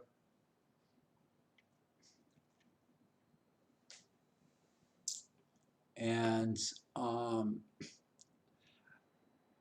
it's so great to have everybody back. Not everybody, of course, but all the people that are back at the Mechanics. I just feel really like what a year. I'm still reeling from it, but I'm so excited to be back at the mechanics um, in as it starts up again. It's just it's been a long road, and we're still not all the way there, but we're getting there. This was the final position, you guys, of this game, in case nobody saw it, of Griffith versus Gaziz, Kyron Griffith versus Gaziz Makhanoov, and I just lost the battery power, so I can't see the battery is gone. So, but that's all right. I don't need to communicate with anybody. You all are in my hearts anyway. Um,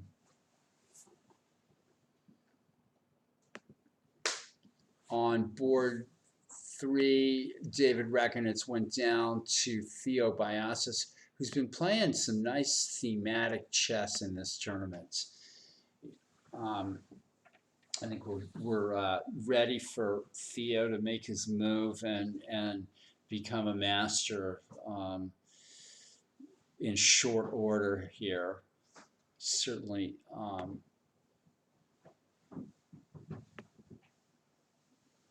Aiko, it's hard to suggest anything here. Bishop d1, black can play rook d4 something, and just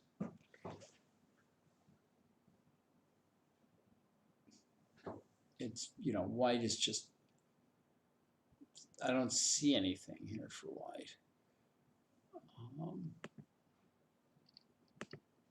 And black wins with king d6, e7, rook e2.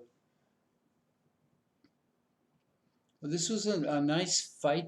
This was a real fighting game. This is maybe my there were so many moments in this game where white kind of just didn't get.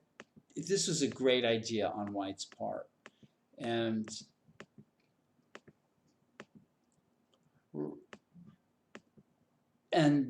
this was not strictly necessary, I don't think. Although maybe it was at that point because of rook a5 d4.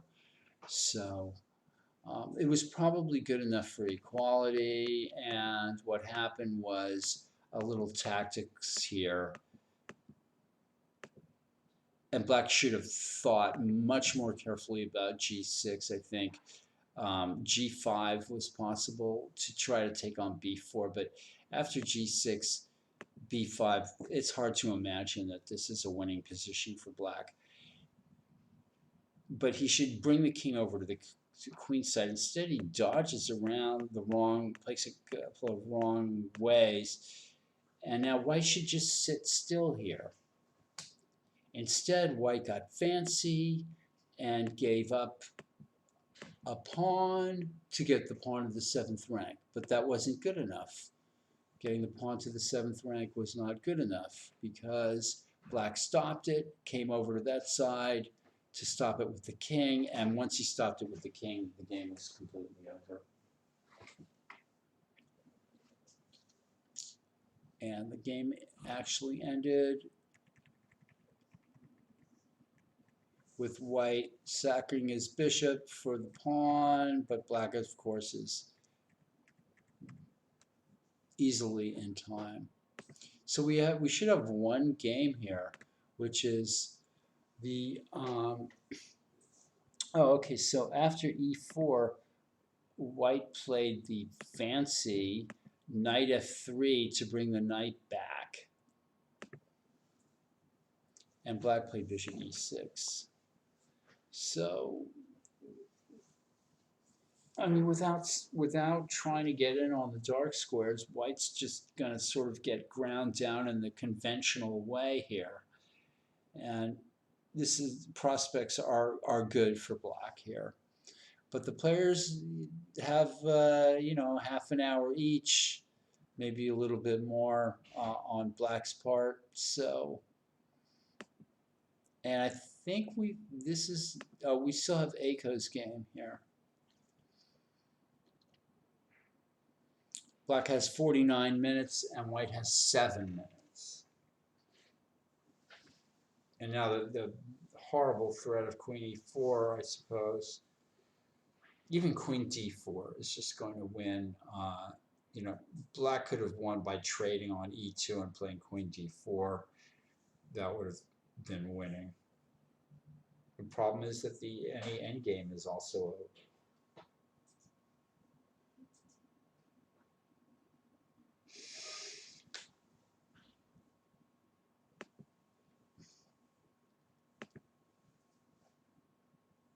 and now White is in full retreat. Why not play Knight D4? It looks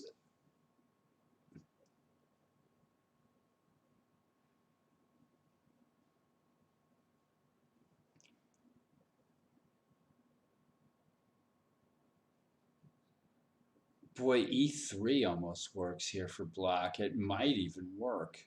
Pawn to E3. And if Queen takes E3, Pawn F4, or Pawn F4 would win a piece. It's a little risky, and White can play Knight H5 check or something. But, you know, if Black is bold, might decide to try for a quick knockout here. Otherwise, you know, Rook D8 or Rook E7 and Rook F8 or some other plan like that. Black's got a lot of nice moves here. It's kind of almost player's choice kind of thing.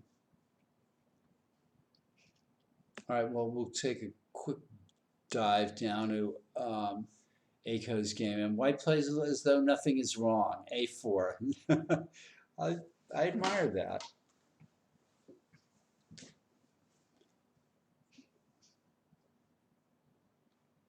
Sometimes, you know, the player in time pressure can make life difficult for the other player who wants to get a quick knockout, and it just, for some reason, doesn't happen, and they get frustrated, or they, you know, we've all been in those situations. And Black just stay calm here. Maybe take on A4. D4 threatens the pawn on B4, and also I think threatens Knight E4. Oh no, then Queen D4 is check. Okay, so Black is maybe doubling the rooks too here.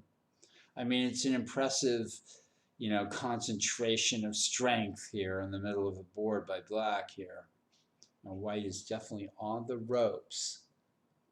Let's go back to Elliot Winslow.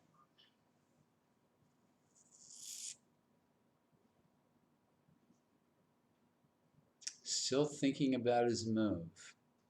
This game is more even on time a bit. Black has 30 minutes, White has 22 minutes, so.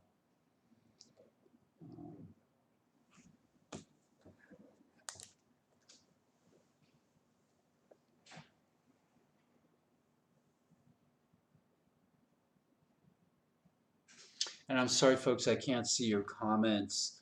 The other, oh, I guess I could bring up Twitch. No, I can't.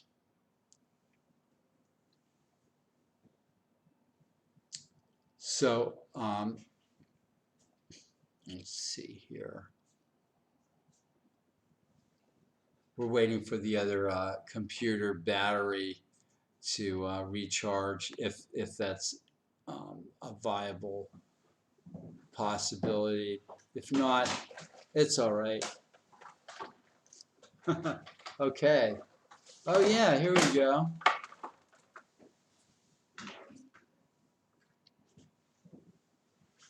Fantastic. No. Okay, so now I can, okay. Everything works for Black, yeah.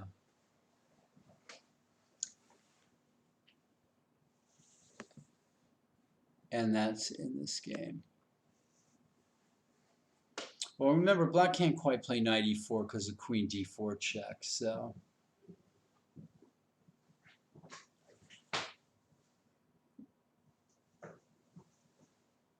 Yeah, queen e4 is met by f3, so there's still a little bit of unresolved stuff here. You know, rook g4 had that optical, you know, look that it was a great move, but yet what exactly did it accomplish? I'm not sure. So a takes b5, and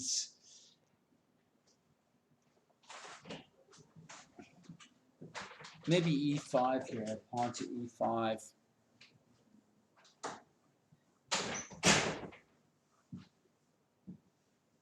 Knight e4 is met by queen takes d4 check. That's the problem. It's a little bit of an optical illusion. You can see.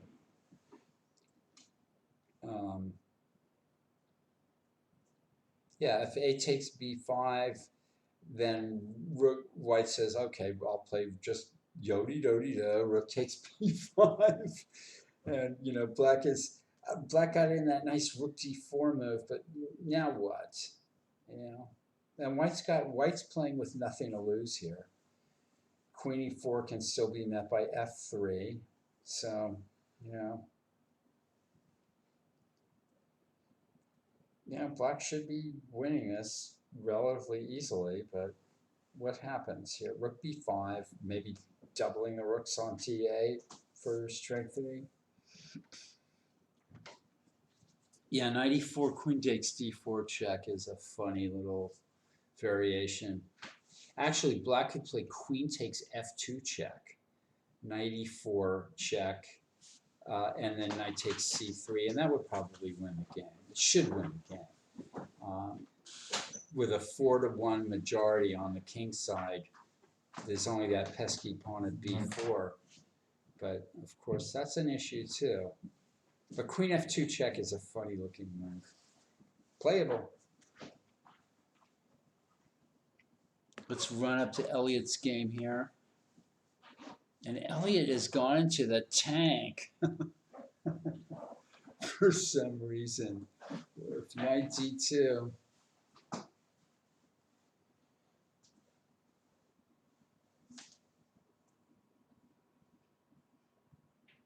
He's probably thinking about playing pawn e3. The problem sometimes is you have too many plans. Too many plans is bad.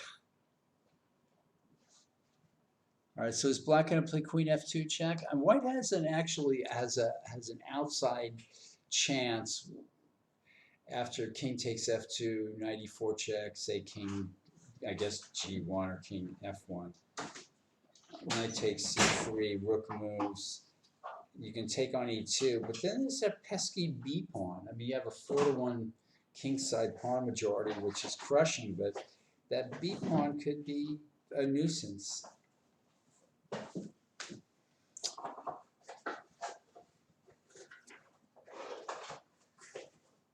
Yeah, king g8.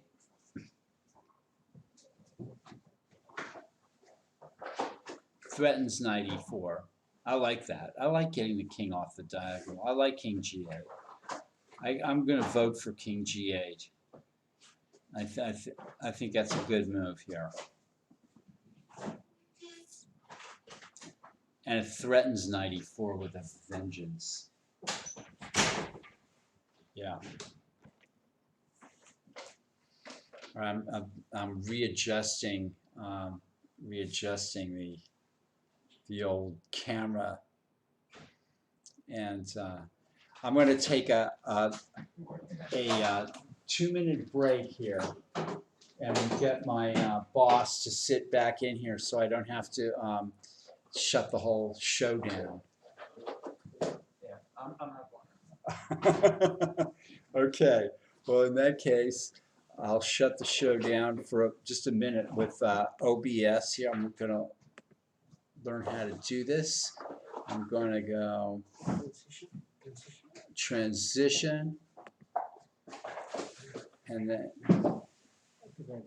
Be right back. Transition.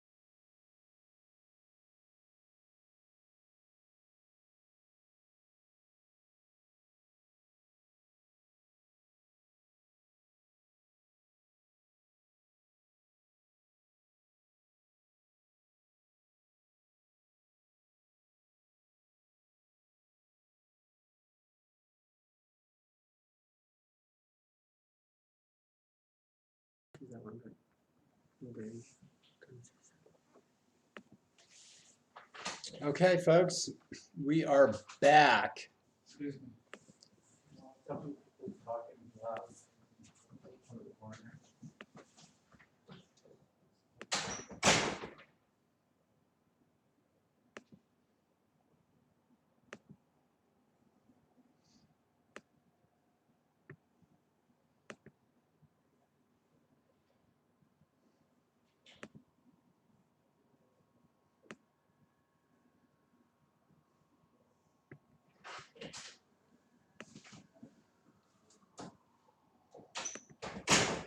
And we have Elliot had played E3. He played the amazing E3. And um, obviously if white takes with the pawn, then queen takes G3. And if queen takes E3, F4. So, and then it doesn't look like anything. Maybe white could have tried knight H5, check GH5, queen E4 there, threatening queen H7. But instead white played knight B3, and well, this certainly black is looking very good here. Bishop C4. I mean, is this this is looking almost like a forced win here. Queen F3 is met by what? Knight E5. And queen f3 is the only move. I mean, knight h5 check could be played, but it doesn't look like it. Black could move the king or just maybe probably take it. But what's queen f3? Knight e5, queen f4. That's not totally convincing. Oh, he plays bishop d3 instead.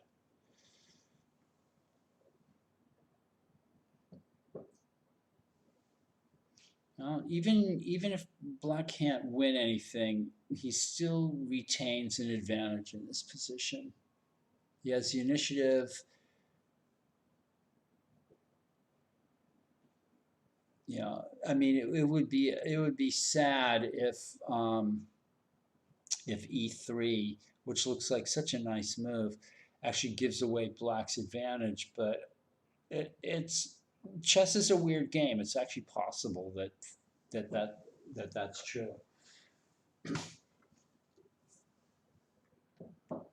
Knight b3 instead, bishop c4, bishop d3, and black is thinking here. This has been a very, very carefully played game by both sides in a way. So I'm here. I mean, obviously, black can take on d3 and then play pawn f4, and that looks pretty strong. Yikes! Bishop takes d3, queen d3, f4.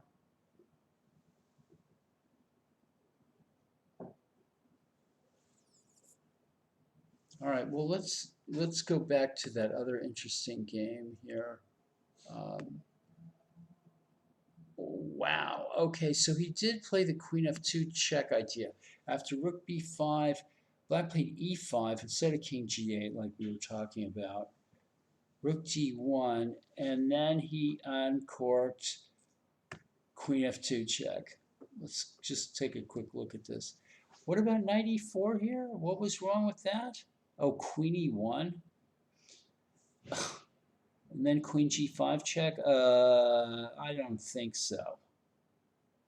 Oh, knight e4 could have been met by rook d4, but then black wins a piece with knight c3, rook f4, knight e2 check, and knight f4. Okay, so I think black might have overlooked something here. Just knight e4 right away looks crushing, I think. Said he tried the queen f2 check. Boom, boom, boom, boom. Forced eyes on the knight and the rook. But white, okay, knight c2. Well, that's hopeless. Black is winning without too much issue here, I think. d3. Why he gives away the pawn for nothing when he could have played rook d8, defending it is beyond me. Sometimes the moves don't make. You can just play rook d8 here. Knight e4 is bizarre. I mean d3 is bizarre. It doesn't seem to make any sense. Well, white's down to 43 seconds, so black plays f5. Okay. Still black is winning, of course. All right, let's just jump up to Elliott's game here really quickly. Bishop d3. All right, so black can just take on play f4, right?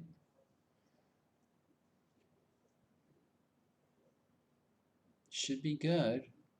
I don't see any reason sort of not to do it. It's natural. It flows from the position.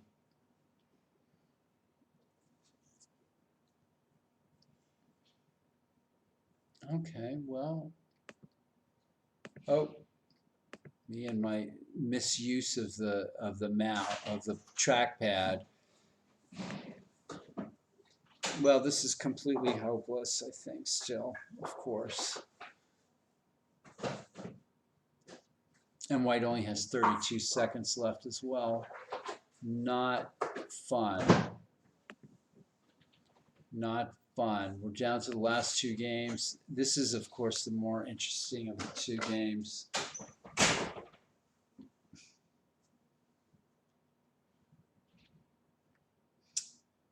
And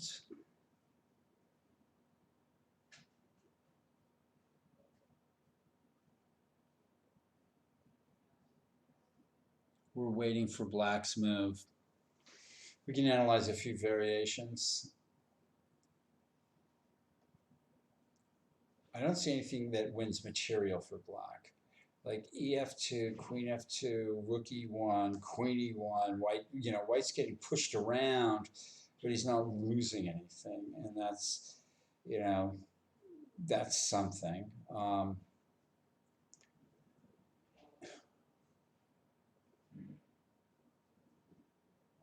What about, bishop takes d3 and then followed up by knight e5 or something. But the simple taking on d3 and playing f4, looking pretty. Yeah, the elos. I could tell you can we put the players' elos on the DGT boards? No. No, we can't. So the only way that we can show you the players' elos is if I knew them, and right now I don't know them exactly. I know Elliot Winslow is of international master. Philip Gerstoft, I don't think so. He's maybe an A player or an expert player. So next week we're ironing out some issues here. I can that'll be one of the things that I remember we covered over a year ago when we were doing this with the players' elos. Recently we've been using chess.com ratings, but that of course is a different ball of wax. I'm really wondering what Elliot's, I guess f4 is possible too. And if bishop takes c4, then Black can take on g3, and that looks really strong too. So maybe maybe just playing f4 right here.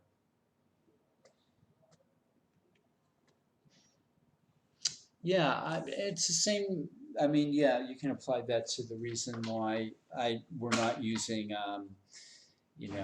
Stockfish to help, because it's more challenging and more interesting to try to figure stuff out without Stockfish. Occasionally, Nick and I will, more than once, of course, will overlook something horrible, but we have a pretty good track record of finding decent moves. We overlook stuff, but we're not Stockfish. We don't pretend to be Stockfish. We don't want to be Stockfish. We don't like Stockfish. We hate Stockfish. We hate Stockfish. Yeah. Okay. So while we're waiting for Elliot who's gone into the tank here, we'll jump to the other game, which was really and now that should be the end of the game because of king e3 f4 check. Yeah. Okay. So White's losing a piece here. And that should be what happens, although you never can tell what's going to happen until the move has been played. Gary Harris throws it out, f4 check, and that's the end, should be the end of the game.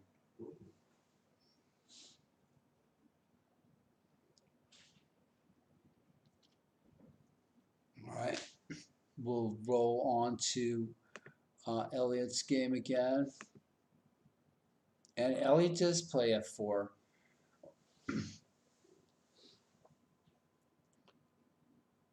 I mean, so White could play knight h5 check and then take on c4. Yeah, I think Black just has a nice game. There's all kinds of ways that black has a good game here. And Elliott's chosen one of them, I think. Bishop c4, f takes g3 looks really strong. I mean,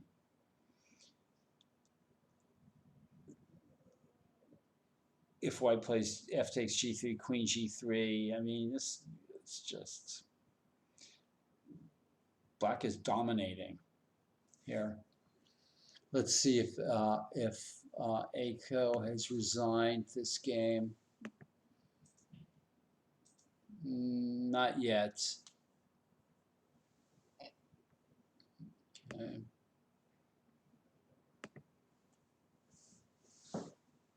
This has been a very hard fought game. This game, very and Ellie's starting to show some class here.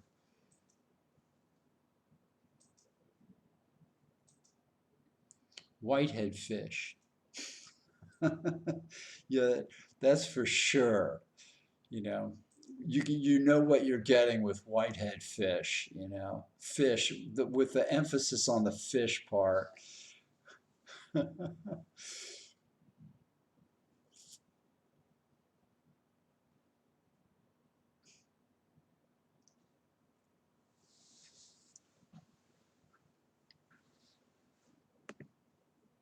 We'll run down to Aiko's game here. You know, I mean, and the weird thing, of course, well, not the weird thing, but you know, the rook pawn is also on the right color for black, so white has almost nothing to play for here that you know that you can think of. You always think of that with the bishops, you know. Here it's even on the right color for black, so there's just no possible way that this can be survived. Oh, and I'm messing up with the trackpad again. Let's see.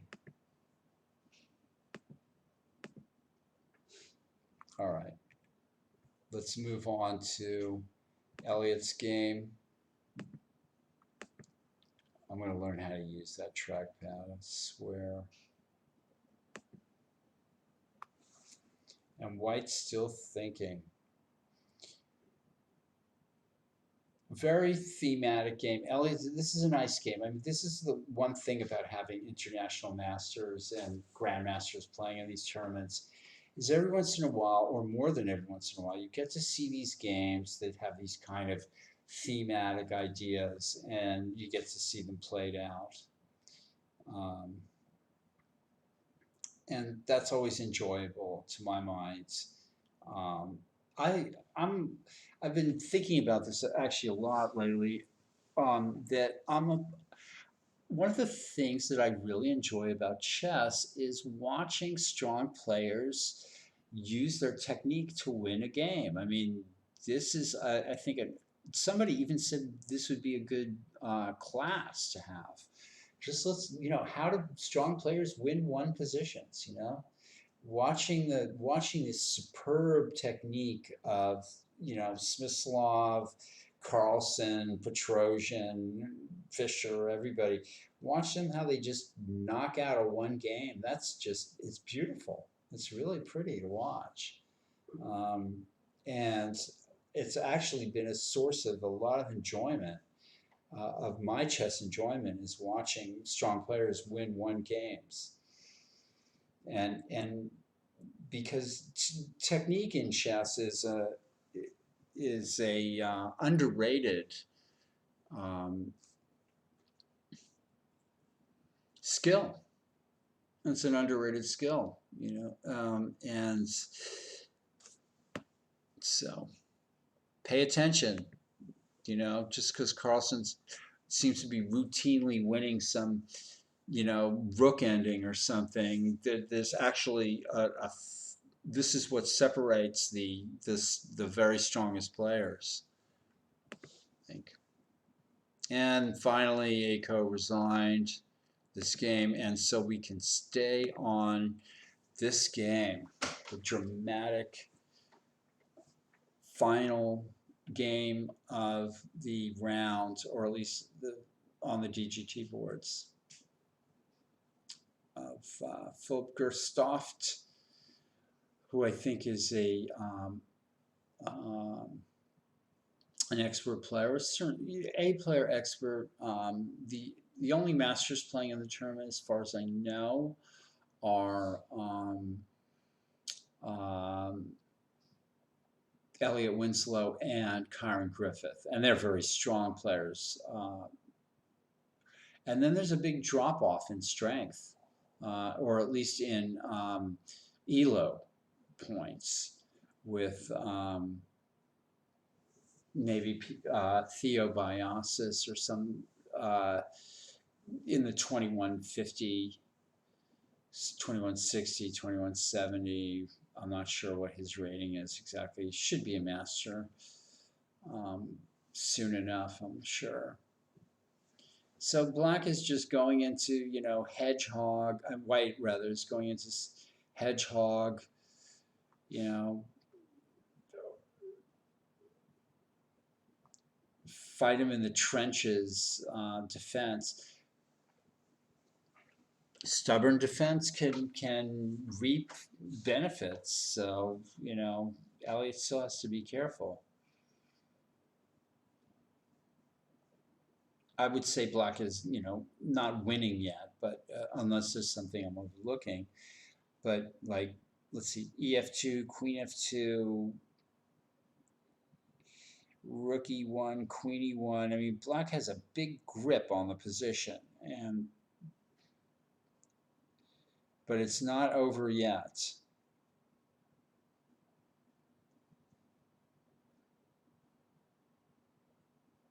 Yeah, holding for a few moves.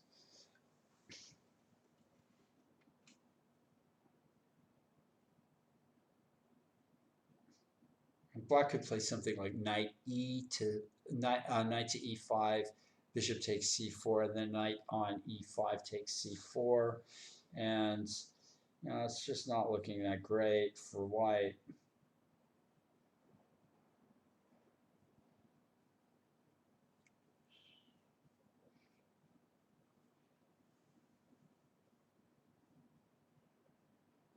I don't see a knockout blow here, but knight to e5 looks like a good move. Yeah, I don't see a win either, but I just see a much better position, and that's when you're black and this is a position. Yeah. F3. Wowza. Okay. Let's just take a look. Yeah, well, Aiko resigned. Right. Yeah. And so F3 was not considered by myself. Okay, so Queen F3 is met by Bishop D3, Rook D3, Knight E5, or is it? Can White play Queen G3, pinning the knight?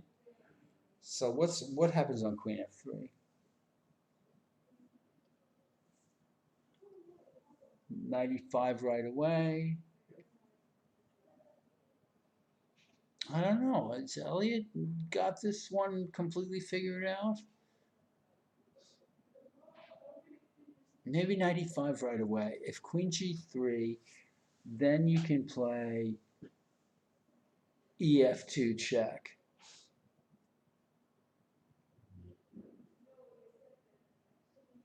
Yeah. Then Queen F2 just loses to Knight takes D3. And King F2 also, black can play, let's see.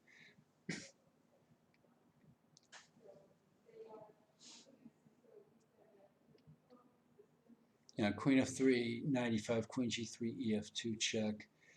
King F2, Knight D3. Well, where's the win there?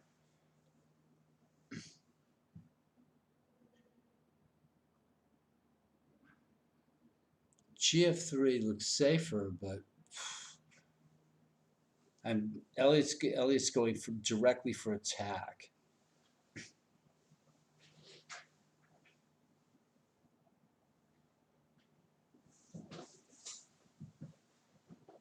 I'm not seeing a forced win after GF3 either. And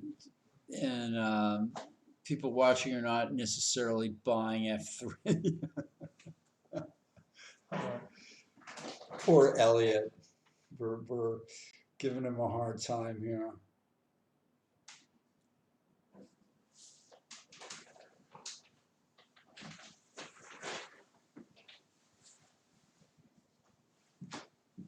I don't quite see a forced win after Queen F3 or GF3. Queen F3 maybe is a little more suspect. Knight E5, Queen G3, EF2 check, King F2. Is White actually surviving that? I guess Black wins the exchange, so. Yeah.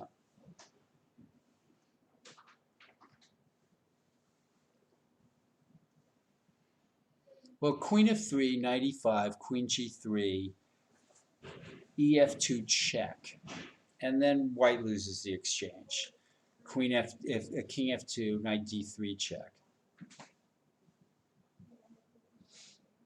Oh no! Knight D3 check, Rook D3, and Black can't play Bishop takes D3 because of. Oh, but he can play Bishop D3. Okay, so he loses the exchange. So White takes with the pawn.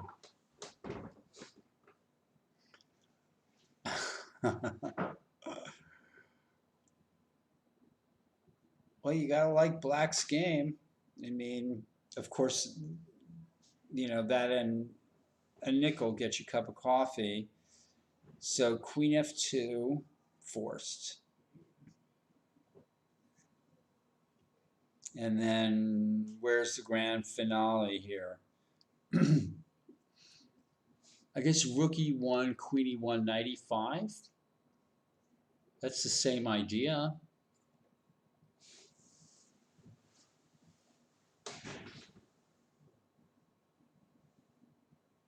Knight E5, Queen G3, and then maybe a slow move by Black or something.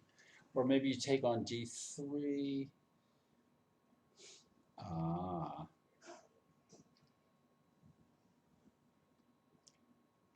Maybe we'll get a 4 knights ending here. Oh, simple move. Look at that. So if Rook D3, Knight E5, White still has Queen G3. Queen G3, but then maybe Rook F8 or something. Knight E5. Knight E5. Rook E3 is then met by the other knight coming to C4. That doesn't look right, but. Whew.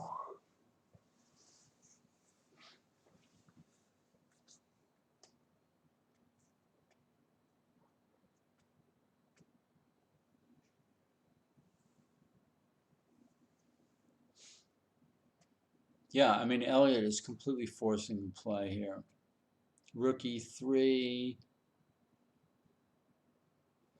The other knight comes to C4. So, Queen G3.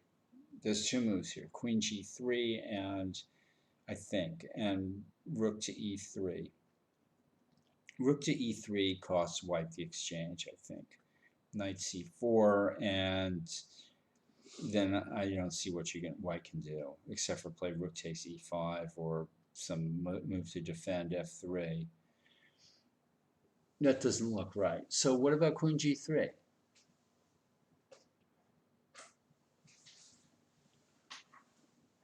How is White better? Rook DD1. Queen G3.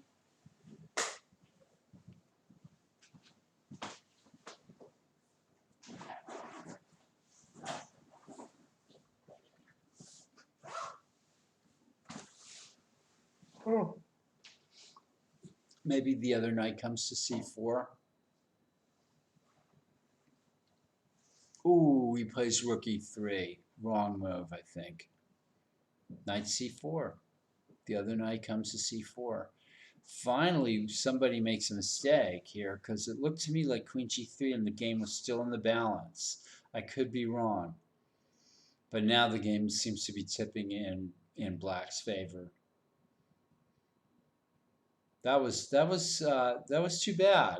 I think queen g3 really would have been a fight.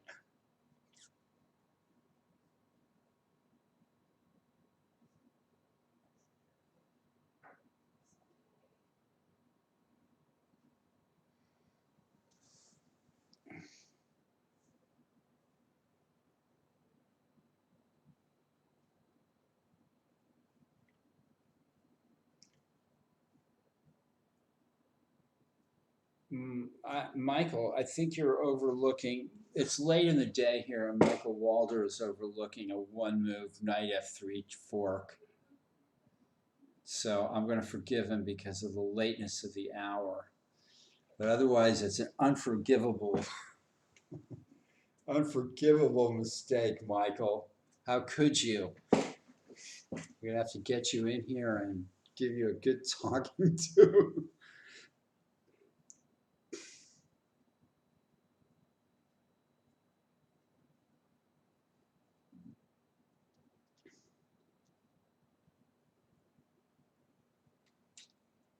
And white has to give up the exchange. So he does with knight d2, but now black is definitely in the driver's seat. And if I'm Elliot, I shouldn't even, he's taking his time, but knight takes e3, maybe queen b6. Maybe queen b6, but that's just, then knight d4, so might as well just take off the rook. And then play rook f8 or something, I don't know. Now white's, got an outside chance here with one extra pawn, but it doesn't look good. It does not look good.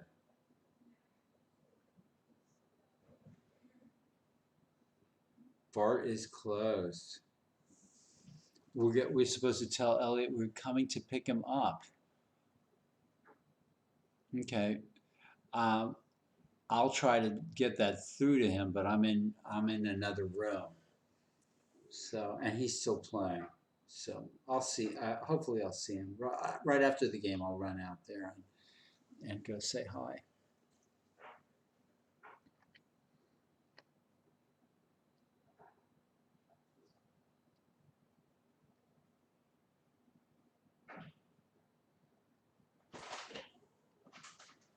So Michael Walters says Bart is closed and that we're to tell Elliot that they're coming to pick him up.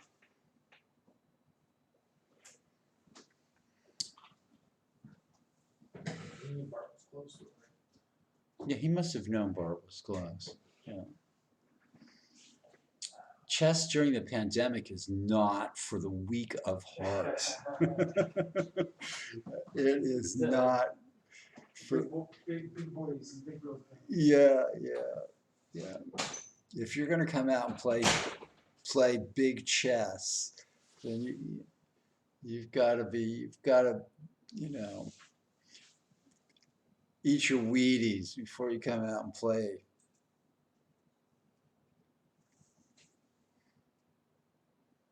Yeah, I mean, both kings are a little vulnerable here. White does have an extra pawn, but that is completely insignificant. The more significant is that white has a nice square d4 for this knight, and that's just really nice. And Elliot's in a position where you want to sort of play a little tactically here. And of course, if black can trade queens, that's going to be good too. I like knight e5 because it kind of keeps white a little off. I mean, knight back to c6 keeps white a little off balance here. White has to defend with king g2, and now black has a chance to play a centralizing move like queen e5. Queen e5 can't be bad. Of course, white can play knight e4. I mean, Black has some work cut out for him here still. Tough game, really tough game.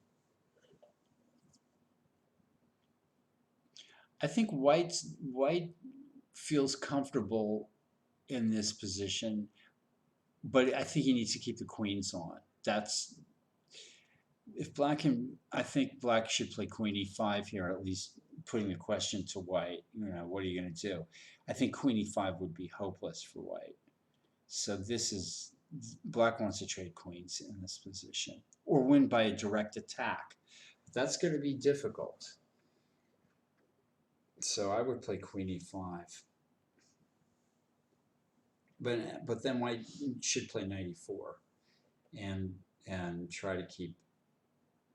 The two knights can be tricky, especially as a forking kind of thing.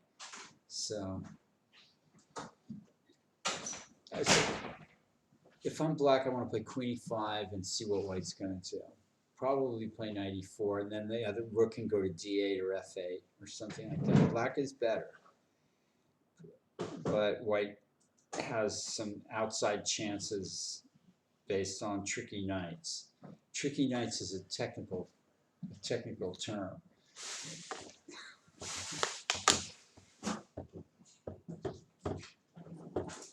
I'll tell you, I am so thrilled to be back here at the Mechanics. Technical issues, all those kind of things are just fine. Part of the charm. So Black plays Queen E7 instead of Queen E5. Oh, okay. White should still play Knight E4 here.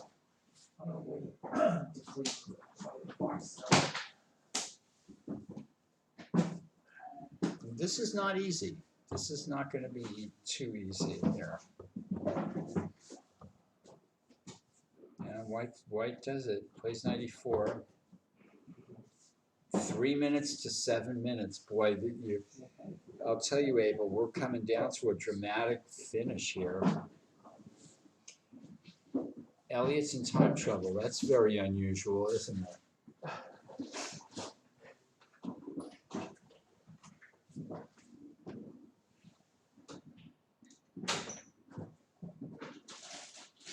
Finally, Black gets his last piece into the game with Rook D8, and I got to say that White's position doesn't look too promising here.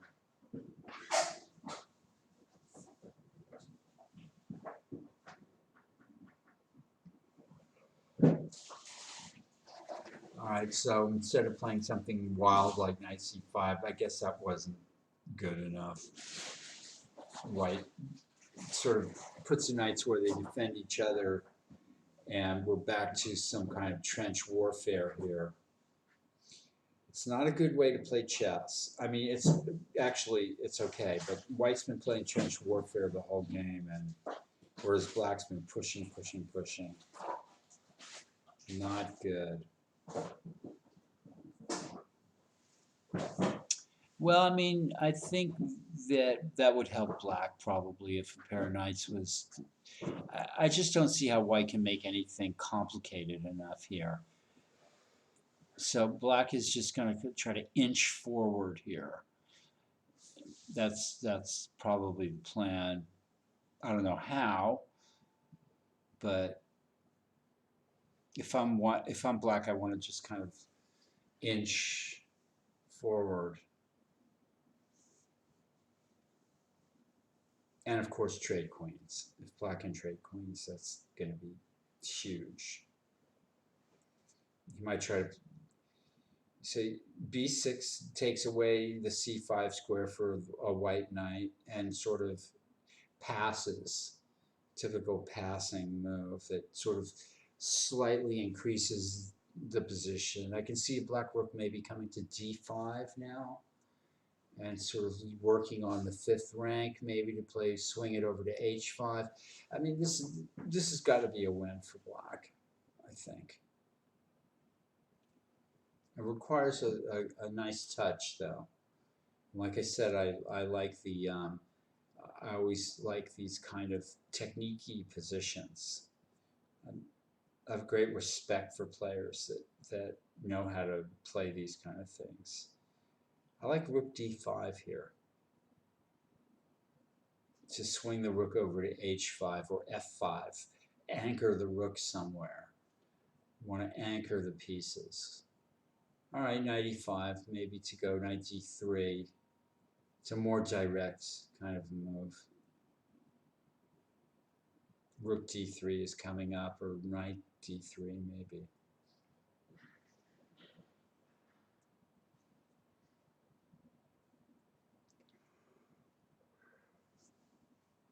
Trouble, trouble. Here's a nice variation. Knight to g5, rook takes d2 check, queen takes d, oh no, I'm looking at a fork that's not there.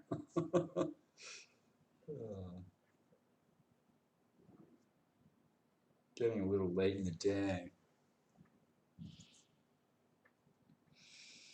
That's often the case when you're the exchange down, even for a pawn, that every trade is bad.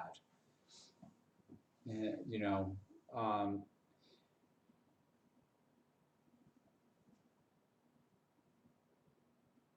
and also, of course, the stronger side has the ability to return the exchange favorably. That's a classic theme in these kind of endgames.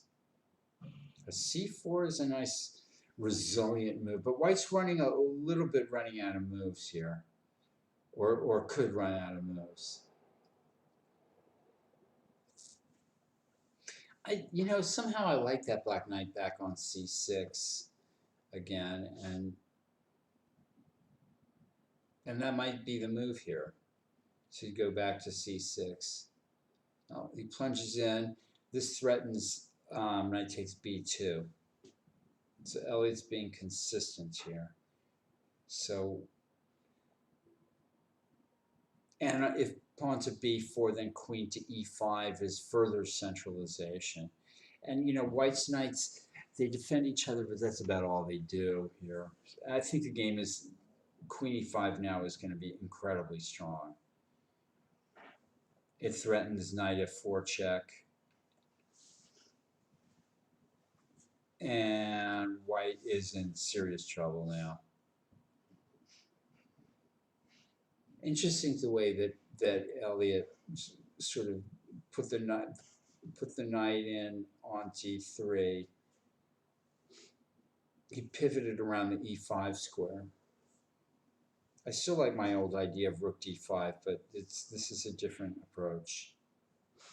Maybe better. Very possibly better.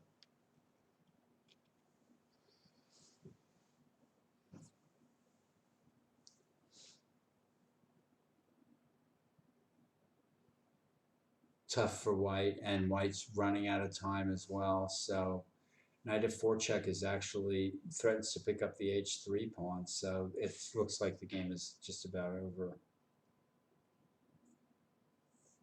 The more I look at this queen e5, the more I'm wondering what white's going to do.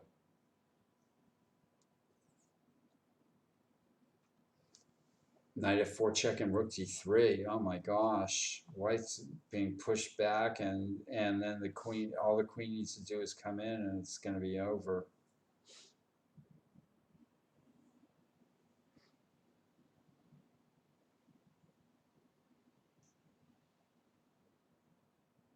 It looks like it just wins. Knight f4 check and rook d3, and then penetration with the black queen. F5 h3 or something like that, or down to a1.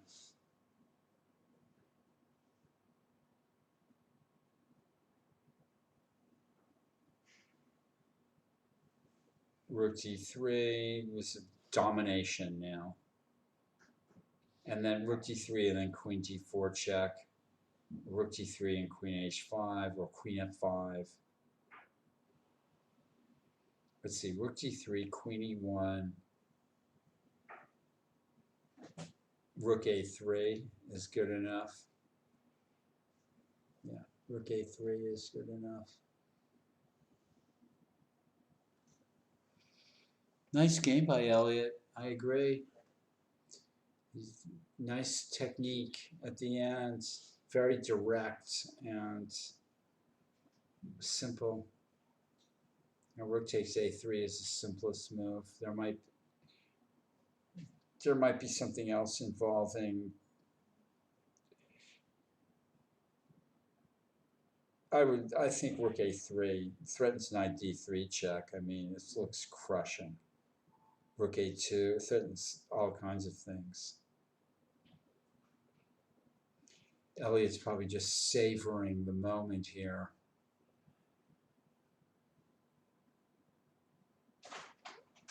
I don't even see a move for white after rook a3. Nice game by Elliot.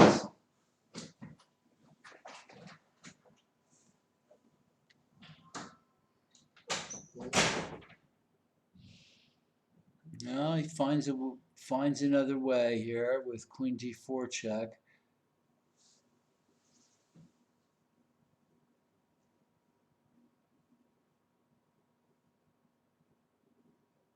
You can still play knight h5 check and rook a3 if nothing else.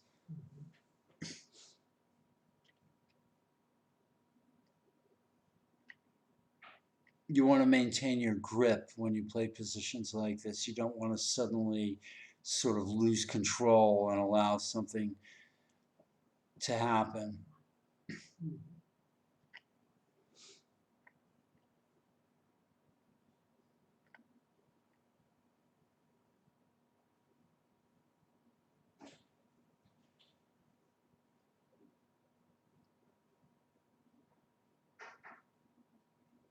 Queen e3, maybe. Although that allows queen a1 check.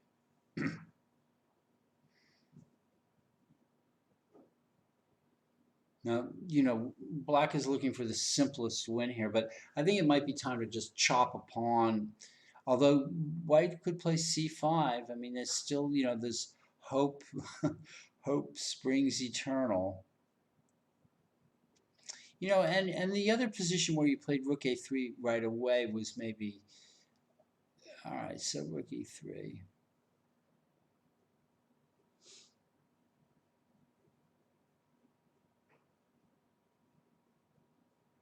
Knight f4 check. Oh, knight f4 check.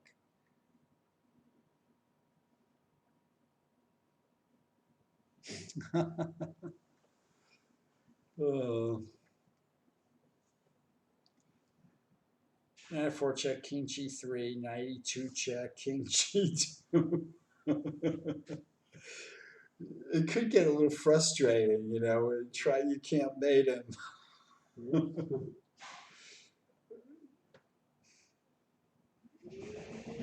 Oh, look at that move. Okay, I didn't even see that. I didn't see that. See, the players see more than the players see more than the commentators. That's a good example. Yeah.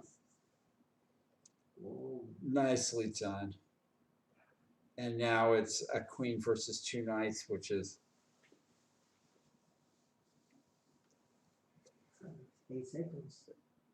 yeah, queen b2 maybe, and then pawn to c5. I think white's losing, of course.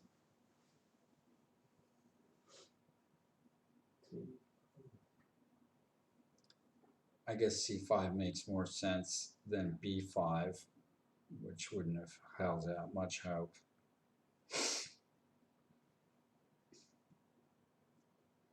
Elliot gets to take another pawn, and if c6, queen a6 check, so white can't push the pawn any further. This is completely hopeless. Well, it's never completely hopeless, right? It's always something that's possible. But black just has to be a little careful here. I like queen b4 and then A5.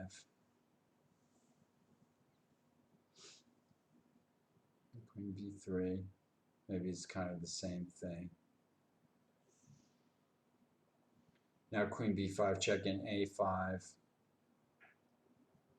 And white's not getting anywhere with that pawn. Or A5 first. C6, Queen B5. Without that A pawn, white would maybe stand a little bit of a chance.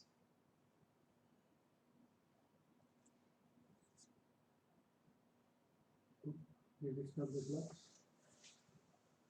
I think if they did, that means that black resigned, that white resigned. Okay. I think that might be it, folks.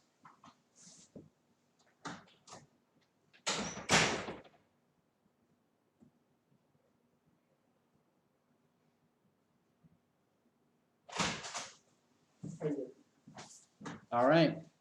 So, folks, for everybody here at the Tuesday night marathon, I'm going to say a good night, and we'll see you next Tuesday. I'm going to see if I can learn how to do this.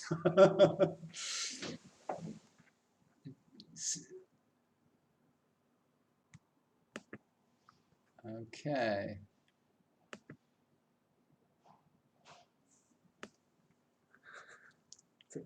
All right. Folks, good night from the Mechanics Institute. I'm Paul Whitehead, and we'll see you next week with hopefully Nick DeFermian. All right, good night, everybody. Bye.